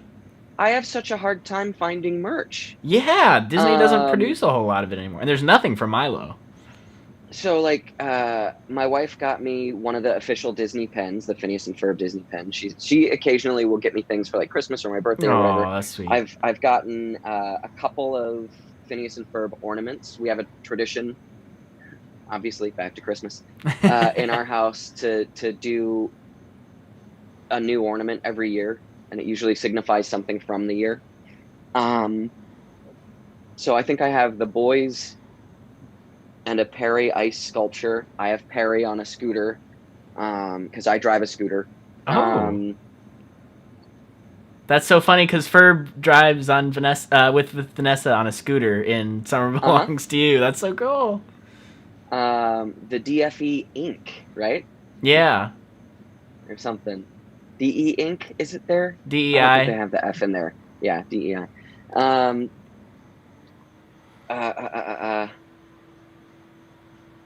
I have two other shirts. I have this one, or one other shirt, excuse me, the Ferbtastic Four, and then I have one that's kind of a yellow block of the tri-state area skyline. So you see, you know, Doofenshmirtz Evil Incorporated in the middle and stuff like that. Like, I'll go on to Redbubble, like I was saying, and just find stuff that I find interesting. Yeah. That same sort of self-deprecating humor streak that makes me like You're Not Ferb is what convinced me to get there's an artist who did a sort of like janky looking Ferb illustration, and it says Forb underneath, and I was like, all right, yeah, I feel that way sometimes. I'm getting that, and I got that as a coffee cup. Oh my gosh, that's so funny. A couple of Christmases ago, I actually commissioned Carly to do an art piece that I put on coffee cups for my parents, where I had her illustrate them on either side of Ferb, and it says, "I know what we're doing today," and they love those coffee cups. They just love them. That's so neat. And I randomly found Phineas and Ferb Monopoly at a game store. No way! Yeah, I've been looking for that forever. It upcharged at all. So that's like so $40. rare. That's amazing. I was like, "Thank you. That's mine. Coming with me home." Do you actually like play Monopoly a lot? Is that a fun thing? Because No, I love Monopoly. I keep trying to convince my wife to play, but she's like, "It always takes so long." And right now, she's my only playing partner. We're all quarantined. That's true. Two-person Monopoly goes for a while. I think almost all of the pewter figurines were broken. Ferb is one of the only ones that is intact. And I was like, this was mine. This was meant for me. Destiny. Delivery of Destiny. Let's see. What's your weirdest Dwampyverse ship? Do you like shipping characters? People in the fandom love shipping characters. That is something that I didn't necessarily grow up with. Shipping, I think, is a thing that's made more of a foreground appearance in the last probably 10 years or with so. Internet culture and everything surrounding that. Yeah. It's like you didn't call up your friends and be like, "Hey, do you ship this person with this person?" Right. wasn't top conversation. You know, I'm here for it. Whatever, cool. If people want to have those imagined relationships, as long as people aren't like demanding that creators do something a certain way, you have to keep it this way. I'm always like, well, you didn't write it. That was actually pretty close to a major monogram. I feel like that was cool. Oh, fun. Carl, what are you doing over there, Carl? Yeah, it's not a great one, and I wouldn't be able to do it for very long. I mean, I think Swampy even said like 15 minutes of that voice, and he's like, he's out for the day. But I like the ships that are there. Yeah, I think that they've got them, and I the Ferb Nessa stuff is cool. And it's especially rich because of the Thomas and Olivia history. You know, Yeah. I think that's really cool. Um, the Isabella and Phineas thing obviously pays off. It's great. I'm gonna see if I can say obviously 6 more times as I talk about this. Um, but like, I don't know. I don't do a lot of speculating there. What are some of the like craziest ones? What do you like? Well, the biggest debate is Milo and Melissa versus Melissa and Zach. Because you got on one side of the family, you got the people who are like Milo and Melissa are best friends since they were kids. Of course they should get together. And then you got the people who go with what the creators say. Are like, well, it should be Melissa and Zach because they work better together. Right, and doesn't Milo have Amanda, the yeah. interest? Yeah.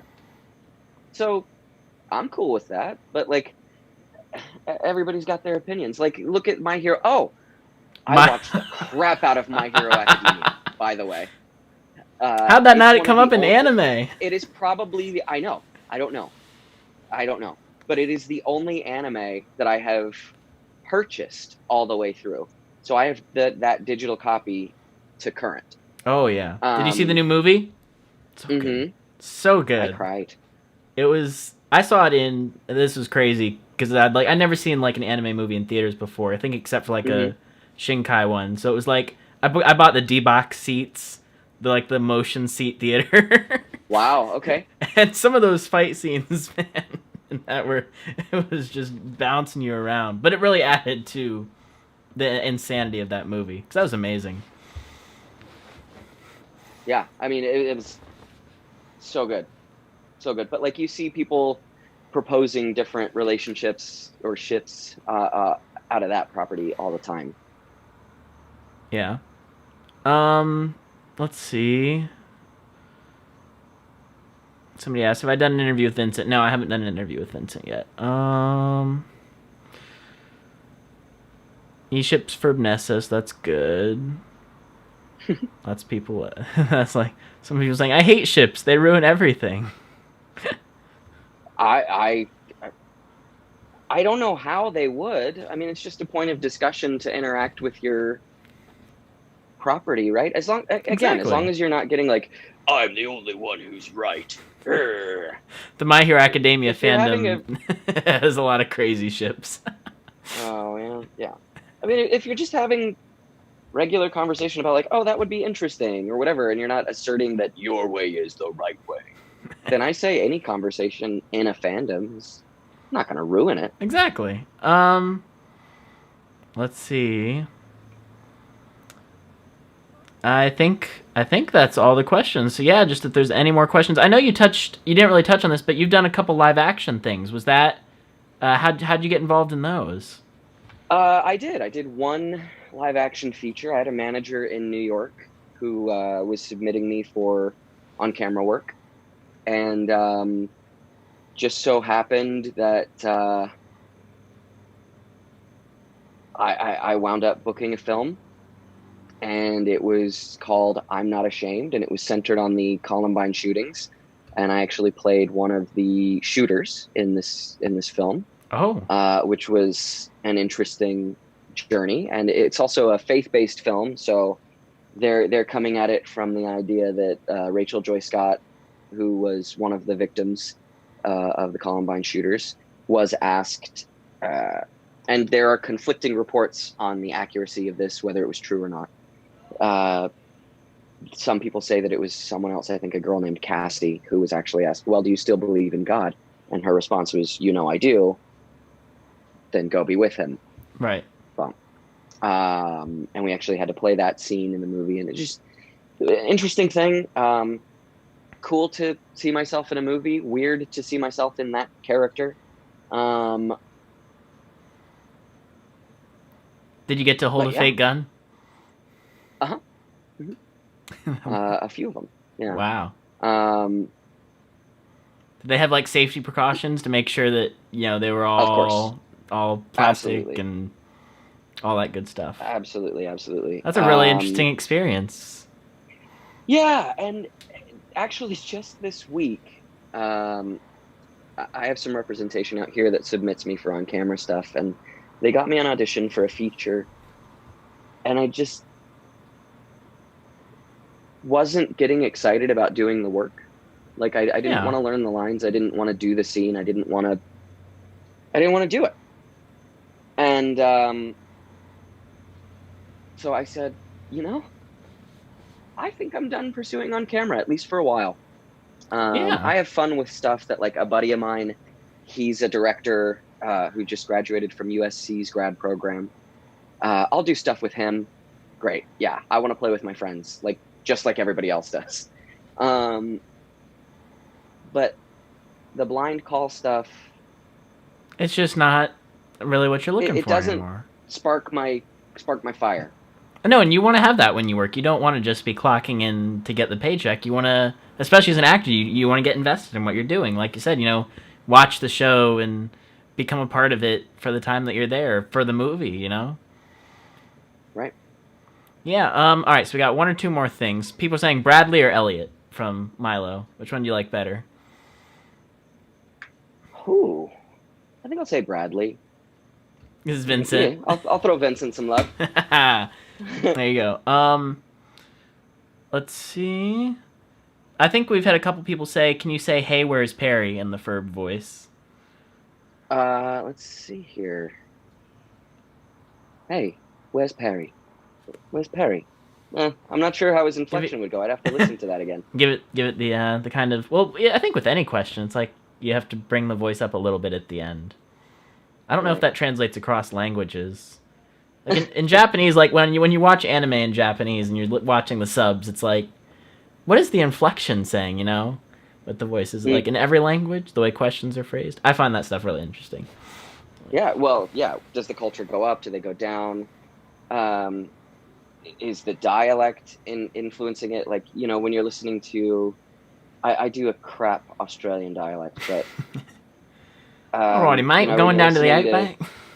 Right, when you're listening to someone from over there, a lot of things are going up at the end of the sentence. It's very close to us, British. It sounds like there's a lot of questions, and I actually tend to think I sound a little more like a New Zealand dialect when I try and aim at Australia, but woof.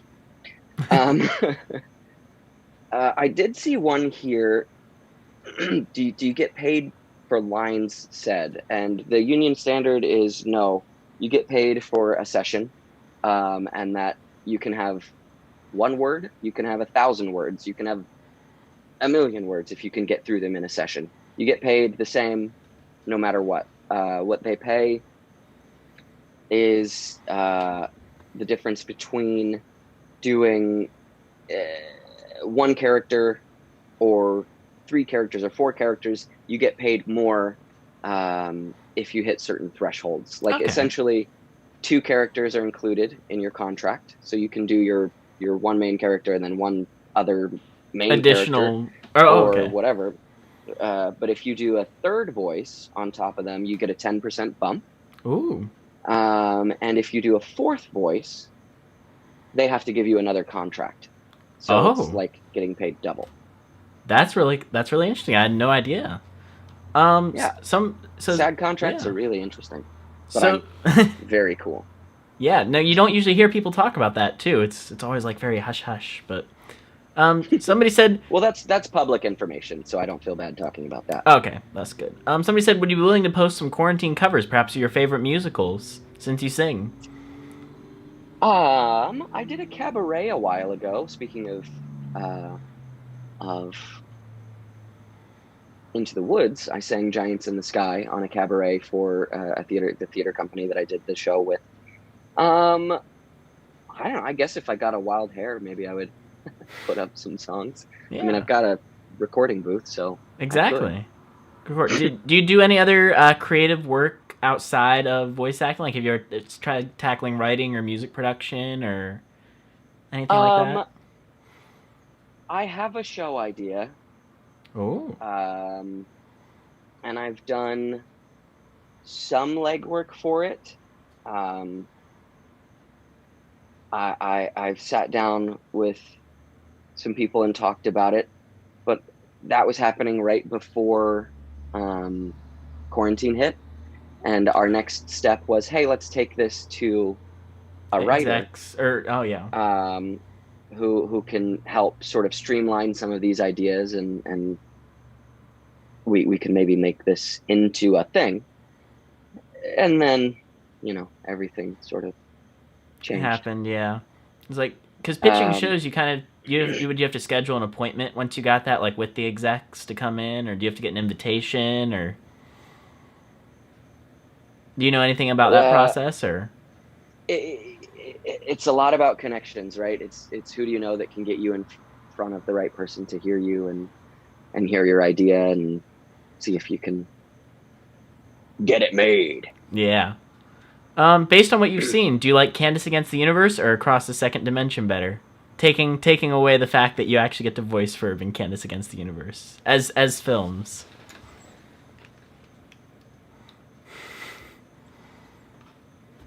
Because Dan has been very adamant, saying that Candace Against the Universe is his favorite thing that he's done from Phineas since Summer Belongs to You, which I think is really interesting.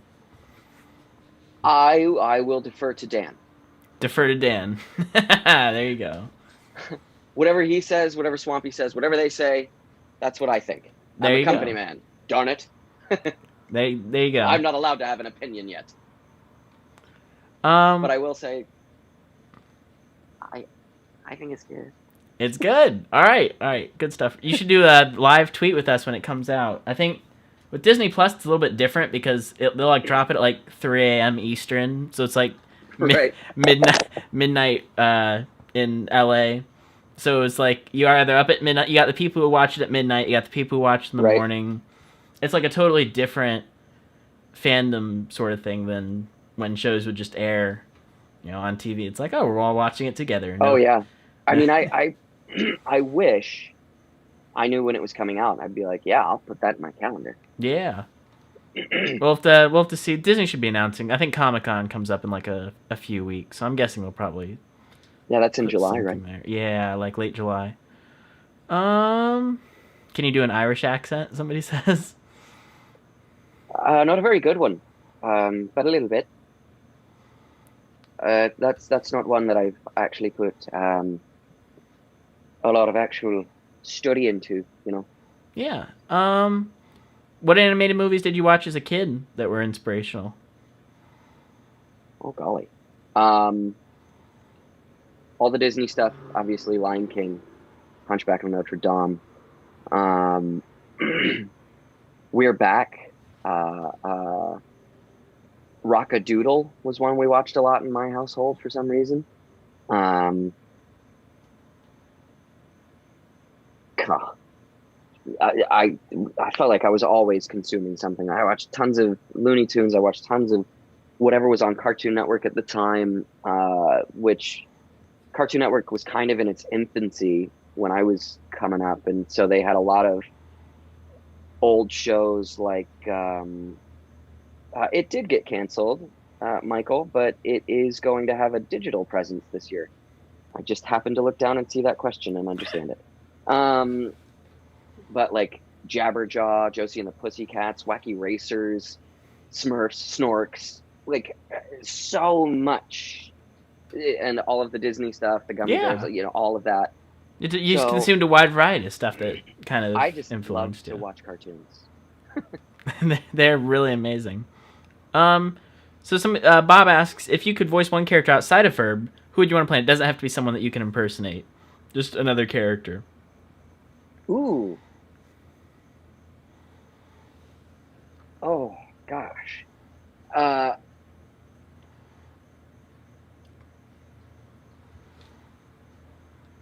I would probably want to play Doofenshmirtz. Just that character is such a joy. Such a joy. Yeah.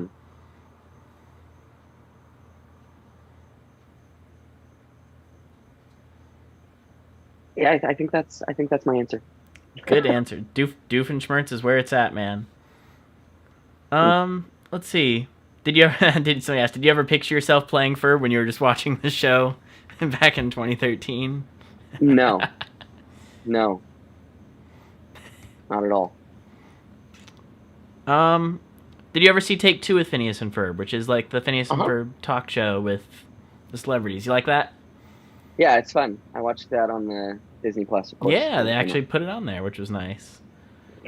Alrighty, I think that's the last of the big questions I can see. Thank you so much for coming on the show tonight. Yeah, of course. It has been a pleasure to have you and just get to talk to you and, get to welcome you to the fandom officially, kind of do the channel. Thanks for that. I appreciate it. I mean, like I said beforehand, everyone has been so, by and large, this fandom has been so wonderfully welcoming and sweet to me, and supportive and encouraging, and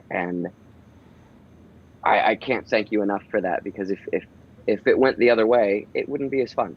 Yeah. And it's certainly been a lot of fun. Hey, you're absolutely welcome. And to the people in the audience, make sure where can they follow you? Like, as far as socials, do you want to give out your Facebook?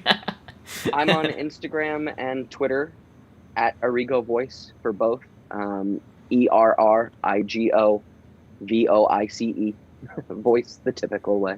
And make sure you go and spam his DMs with the "You're Not Ferb" song so you can get great ironic enjoyment. No, don't get people to do that. I'll start to feel bad. Oh. No, the ironic enjoyment only goes so far. Yeah, I'm still sensitive. There you go. Well, thank you so much again just for joining me on the show tonight, and I hope you stay safe and have a great night, man. Hey, likewise. All right. So the live stream actually continues. That'll be the end of the actual interview. But I think we're going to continue and play a game, actually, on Kahoot. I don't know if have you ever heard of this? No, I don't know what that is. So it's like a game where I host it from my computer here, and I pull up trivia on the show. And then people can play from home on their phones if they just go to kahoot.it. Oh, fun. Yeah. So if you want to join us, you can. If not, it was really great to have you on. But I think I have to run and have some dinner. But let me know when that happens again. Shoot me either an email or a Twitter DM or something like that, and I think that would be a lot of fun. Absolutely. All right, man. All right. Yeah, again, thanks so much for coming on. You have a great night. Enjoy dinner. Yeah, you too. Nice to meet you, Jonathan. Nice to meet you, too. Bye-bye.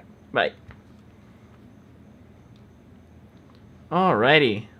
So that was my interview with David Errigo Jr. Again, thank you so much for coming on and for just chatting and talking about... Hold on.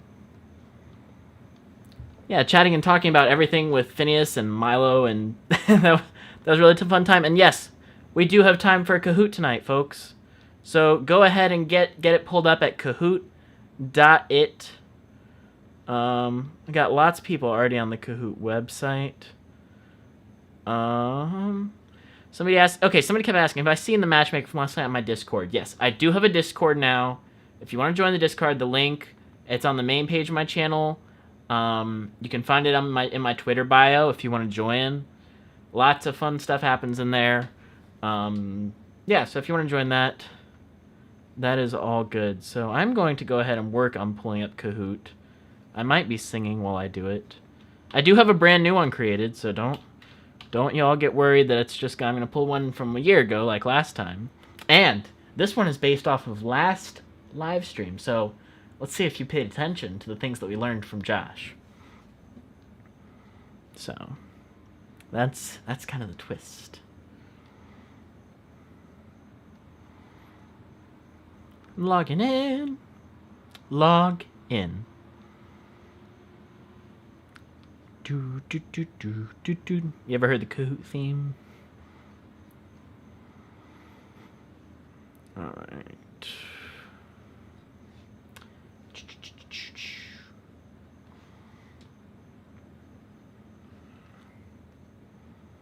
I'm going to host it. Kahoot is now loading. Okay, lobby music original.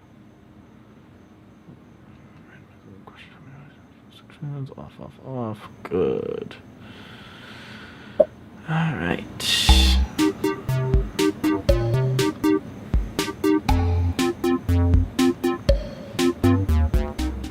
Alright, I'm turning that down because that is way too loud. I can take that out too because I don't need to hear the music. I can just make sure we don't have that. All right.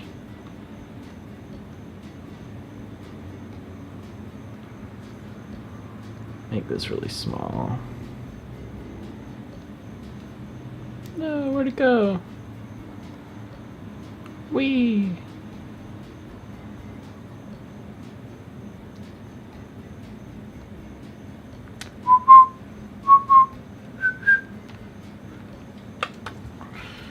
Alright. I think y'all can see me. And we got the Kahoot. It's running. I'm going to pull the chat back up so I can see what's happening with you guys. This SDC, see what's okay. If you can, blah, blah, blah, blah. We got that.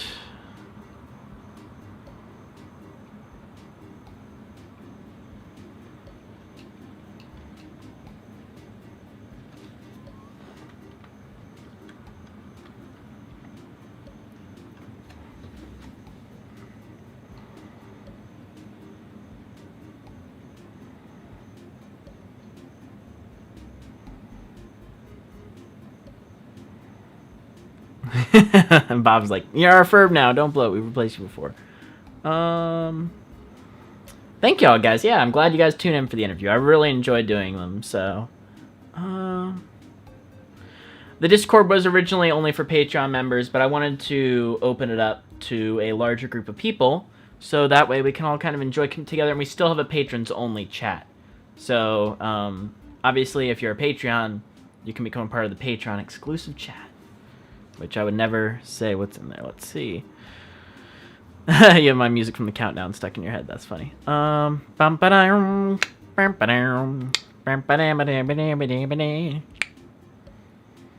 right.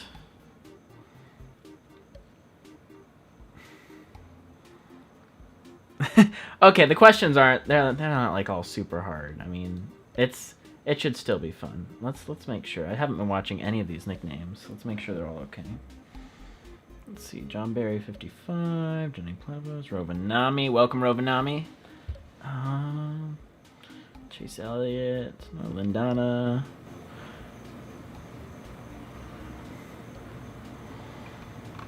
Alrighty. I'm gonna give you guys about a minute more to join if you feel so inclined. I should do a quiz focused on Zach and Chase. That is the real ship name for I should make this full screen. That is the real ship name for Melissa and Zach, is Zach and Cheese. 35. It's been at 35 for a while. We're gonna keep it unlocked. If somebody wants to, oh, Jamie, you stayed all 5 hours for the last live stream. Thank you so much. That is impressive. That was a really long one. I didn't get to do a Kahoot because that one took so long. Yeah. So, where do I put this? Somebody go ahead and hold on. Let me do it. I'll throw the pin in the chat. 571-819. There we go.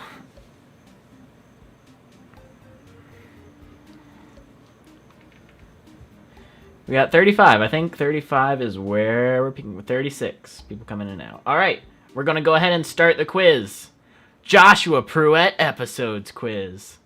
Here we go. Question number 1. What is the name of this alien duo? Is it Beacon Lid, Orgaluth and Jerry the Platypus, Loeb and Cone, or Cone and Ball?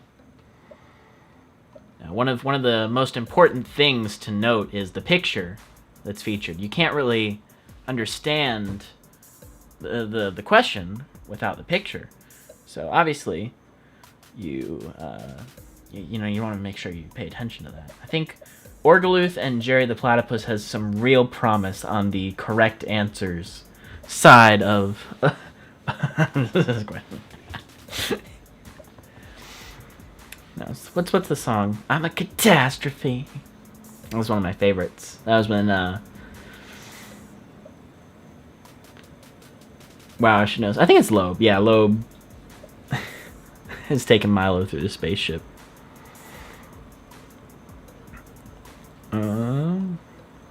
0. All right.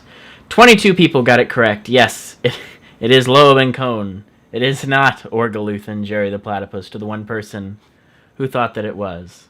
Let's see who's taking the early lead, because I'm almost certain they will not win. Patrick, congratulations on the early lead. I really hope you keep that. Then we got Jenny Platypus, Murphy's Lawyer, Dance in the Rain, previous champion, and Intense Isabella. All right, good stuff. Moving on to question number 2. What device does Cavendish use in First Impressions? What is the device that Cavendish uses in First Impressions? Is it the time delineation gear, the neuralizer, Milo's backpack, or the temporal communicator?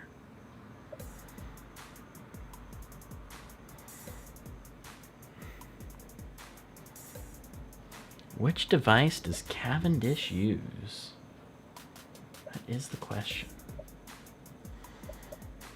You know, First Impressions is one of those episodes where, like, it's basically perfect. Like, there's nothing that I would change about First Impressions except if they were able to add a song. But, you know, it's fine the way it is because, like, they obviously didn't have enough time to fit a song in because there was so much that needed to be done. Lauren, you should still be able to join the Kahoot. If the answer isn't coming in time, then, yeah, that's just going to be a live stream issue. I'm sorry. Yep, 2, 1, and 19 people got it right. It's the time delineation gear.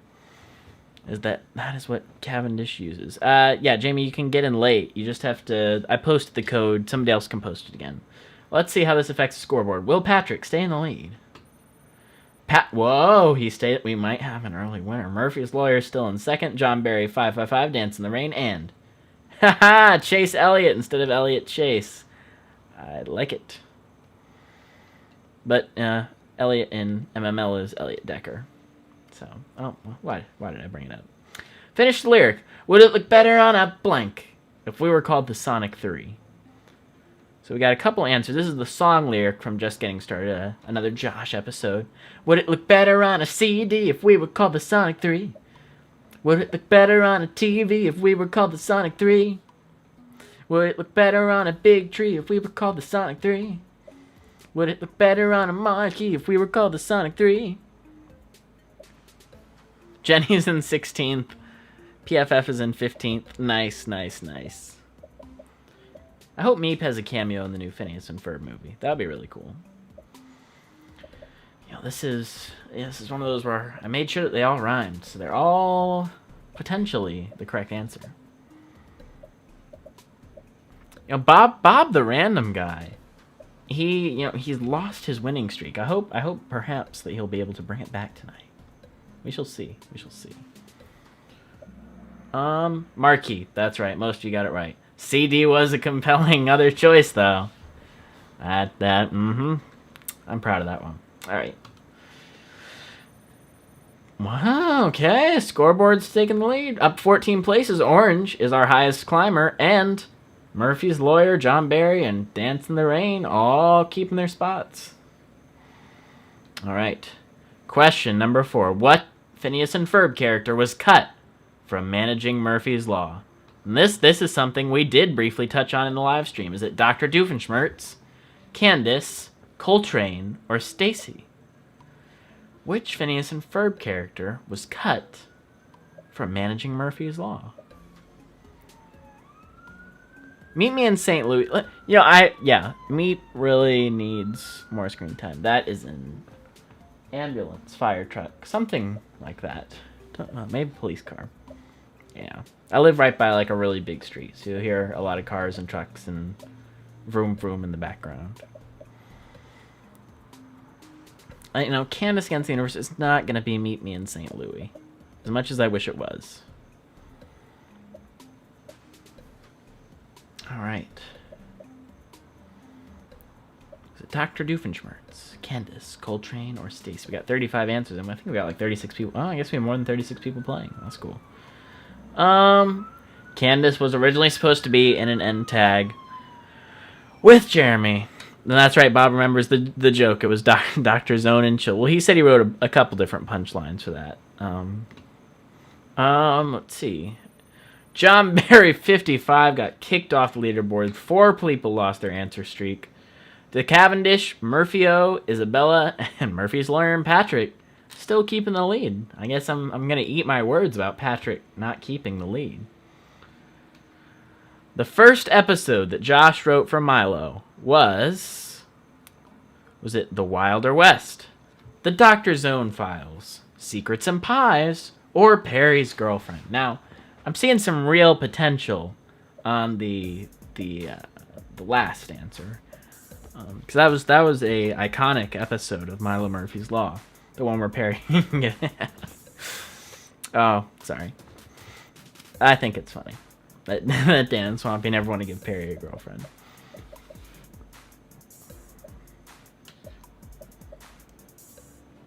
All right.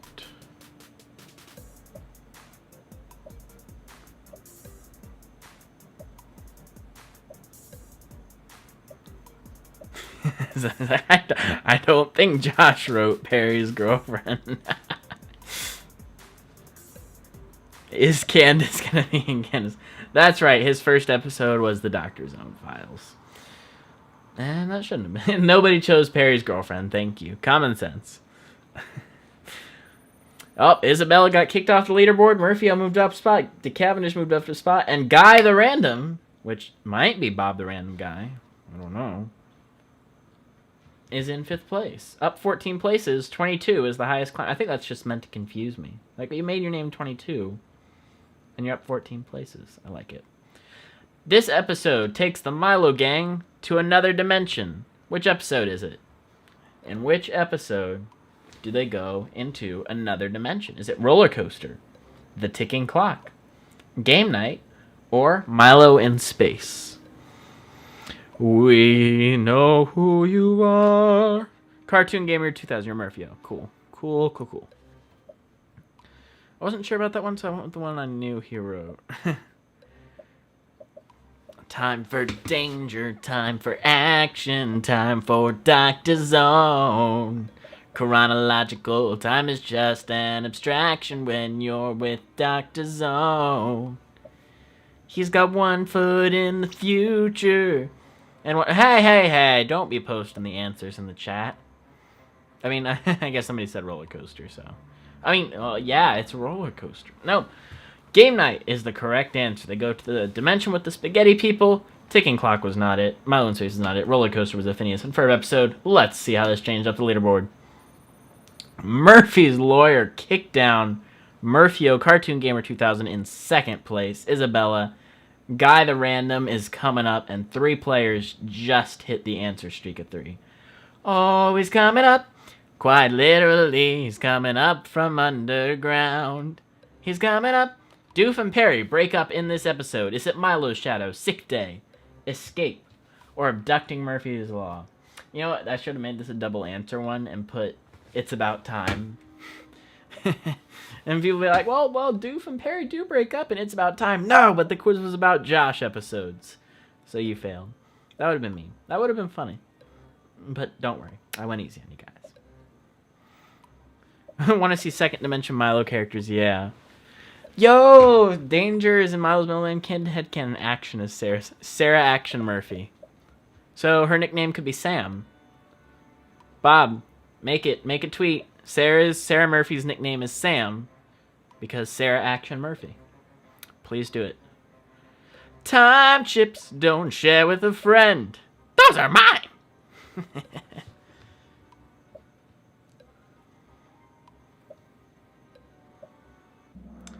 That's right. It is Sick Day. Sick Day is the episode where they break up. Yeah, come on, man. Don't post answers in the chat. Not fun. All right. How does this change leaderboard? Dancing in the Rain is back. Welcome back. And up 5 places. Tammy's highest climber. And I'm really getting ready to eat my words about Patrick not being the winner. How many? Oh, this is This is the changer. How many season 2 Joshua Perrette episodes was Doofin? Not how many episodes was Doofin. How many season 2 Joshua Perrette episodes was he in? Was it 9, 12, 6, or 11? So this means you have to know every episode that Josh wrote and whether or not it had Doof in it in season 2. Now, if this doesn't even out the scores on the leaderboard, I am going to be shocked. I tell you, shocked.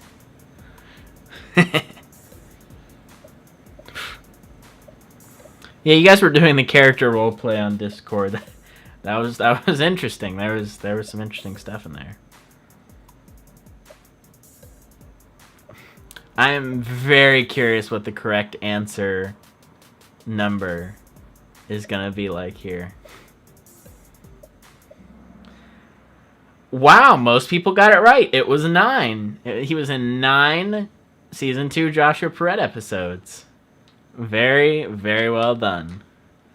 All right, let's see what happens. Patrick I'm so sorry. I'm so sorry that you got out of first place. It's a tragedy. You're still on the leaderboard.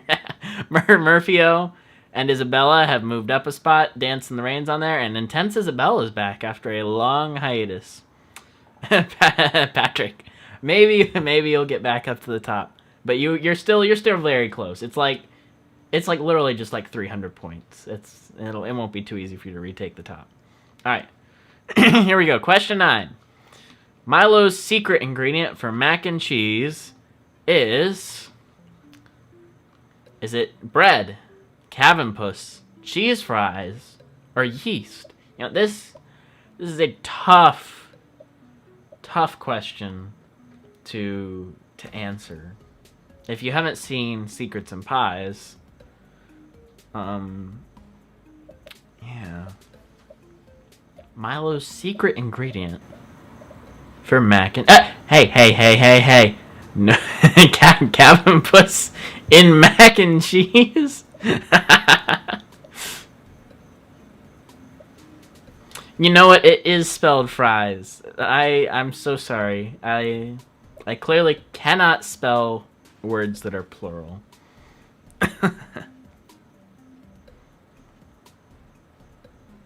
Hey, that's cannibalism. No, it's abominationism. That's what it is. Yeast, yep. Somebody actually answered Cavenpuss, and I'm sincerely hoping that they just clicked the button too early, or that they clicked the wrong button. Let's see how this changes up the leaderboard. Everything's about staying the same. Intense Isabella got kicked off. Starheart got brought in. Lots of people reaching new answer streaks, but we're on question 10. So there's still time. True or false? This should be easy. True or false? Joshua Perrette wrote the episode Family Vacation. True or false?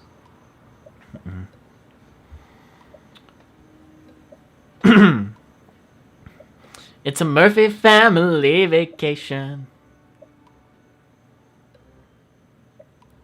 I'm trying to remember. Whoa, it's a Murphy family vacation.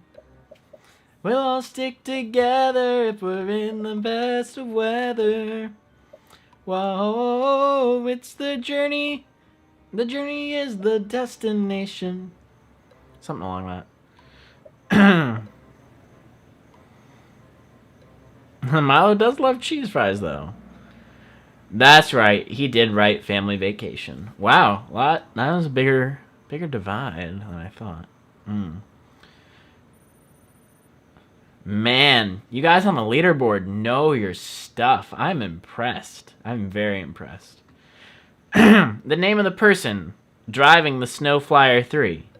Then in a lot of Josh episodes, there's the Snow Flyer. So who is driving the Snow Flyer 3 in the Joshua Perrette episode Pace Makes Waste? Is it Sergio McMuffin, Sergio McGinnis, Hankery McGinnis, or Bobby Block? Yes, I did know that Isabella from Phineas and Ferb, Melissa and Milo Murphy's Law were named after Dan Poppmeyer's daughters. I think that's so cool that he chose to do that. GPS only speaks to them in Flemish. Whoa. Yeah.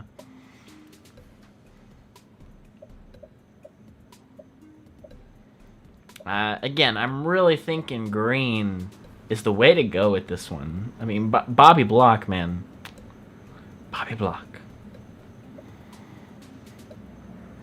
Sergio McGinnis. That one probably made the most sense. Hankry came from Dr. Hankry's Own. And then Sergio McMuffin was me thinking, that's something Funny Dan and Swampy might write. Bobby Block. Bobby Block! Yeah, let's just make that a thing. It's like, every time in my Bob Block Theory video, I'm like, and it's Bobby Block. Good old Bobby Block. Let's see how this changes the leaderboard. Oh, Starheart got kicked off and Murphy's Lawyer came back up. But man, the top answer streak people are nailing it every time. Question 12. Josh's animated character, and this is something we talked about in the stream, is voiced by D. Bradley Baker, Joshua Perrette, Brock Powell, or David Errigo Jr. Now, who voiced Josh's animated character? Again, green is an option. It's always an option that you can choose, if you so choose. Do I know the Muffin Man who lives on Drury Lane? If the video's far behind, just try and fast forward the watch thing all the way to the end if you can. Can't go wrong with Bob. Kevin posted. Try my third voice. Where's Perry? No, don't check the wiki. That takes away the fun. It's D. Bradley Baker. Yep. That's right. D. Bradley Baker voiced Josh's animated character. Wow. You leaderboard people, you know everything. I can't trick you. I cannot trick you. Another true or false.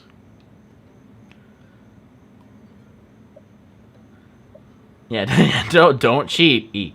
Mildred was first introduced in Milo Murphy's Law Season 2. Is this true or false? Mildred was first introduced in Milo Murphy's Law Season 2. True or false? I actually sung that to the tune of the Schoolhouse Rock song. I think it was Noun. A noun is a person, place, or thing. I put a dime in the bookstore record machine. Yeah, I remember that. That's good. I like that song. You never forget songs. That's one of the things that I love about music. Is you always remember it. You really do.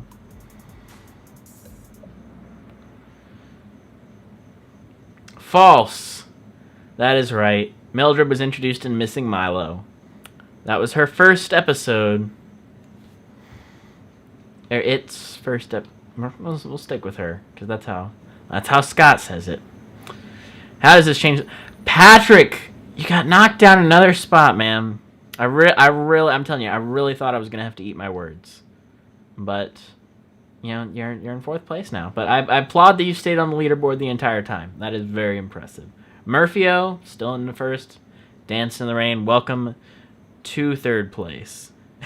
Wait. Mildred was in Phineas and Ferb Season 3? I don't think that's true, Bob. I really don't. But if you can prove me wrong on Twitter, Josh, no, not Josh, Bob, if you can prove me wrong on Twitter,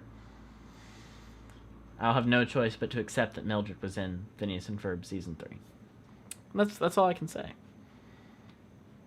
All right. Question 14. We're almost at the end. This is the only time Mr. Chase appears in Milo Season 2.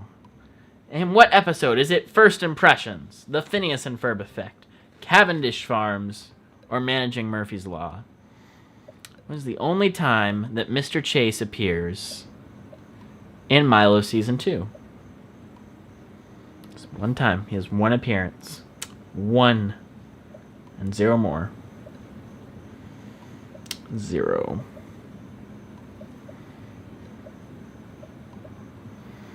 PFF is in 14th place. 25% chance of getting something right. when is the only time answers are coming in? First impressions, Phineas and Ferb effect, Cavendish Farms, managing Murphy's Law. Will Bob the Random Guy redeem his reputation tonight? That is the question. 4, 3, 2, 1. First impressions. That's right. He appears in the flashback on Melissa's first day of school. Does this change the leaderboard? Whoa, Patrick's back in third. Dance in the Rain is in fourth. Van Stom, well, you made it onto the leaderboard at the very end. That is impressive. That is impressive. A lot of people lost their answer streak. I think we're on the last question, guys. Let's see. Let's see how things pan out. It is a multi-select. The name, it's a multi-select. I don't think it's supposed to be a multi-select. Oh. I hope this doesn't invalidate the entire game. That would really stink. The name of the creator of the Alka hats. This is something that Josh and I talked about. I'm sorry if I got it wrong. I really didn't mean to make it a multi-select. I guess it can't hurt anybody's scores. Is it HWCA, the Hats Without a Cool acronym, The Milliner, Mr. Hats, or Major Monogram? We don't know what happened to Melissa's mom. It wasn't really touched on in the series at all. And they kind of just don't talk about it.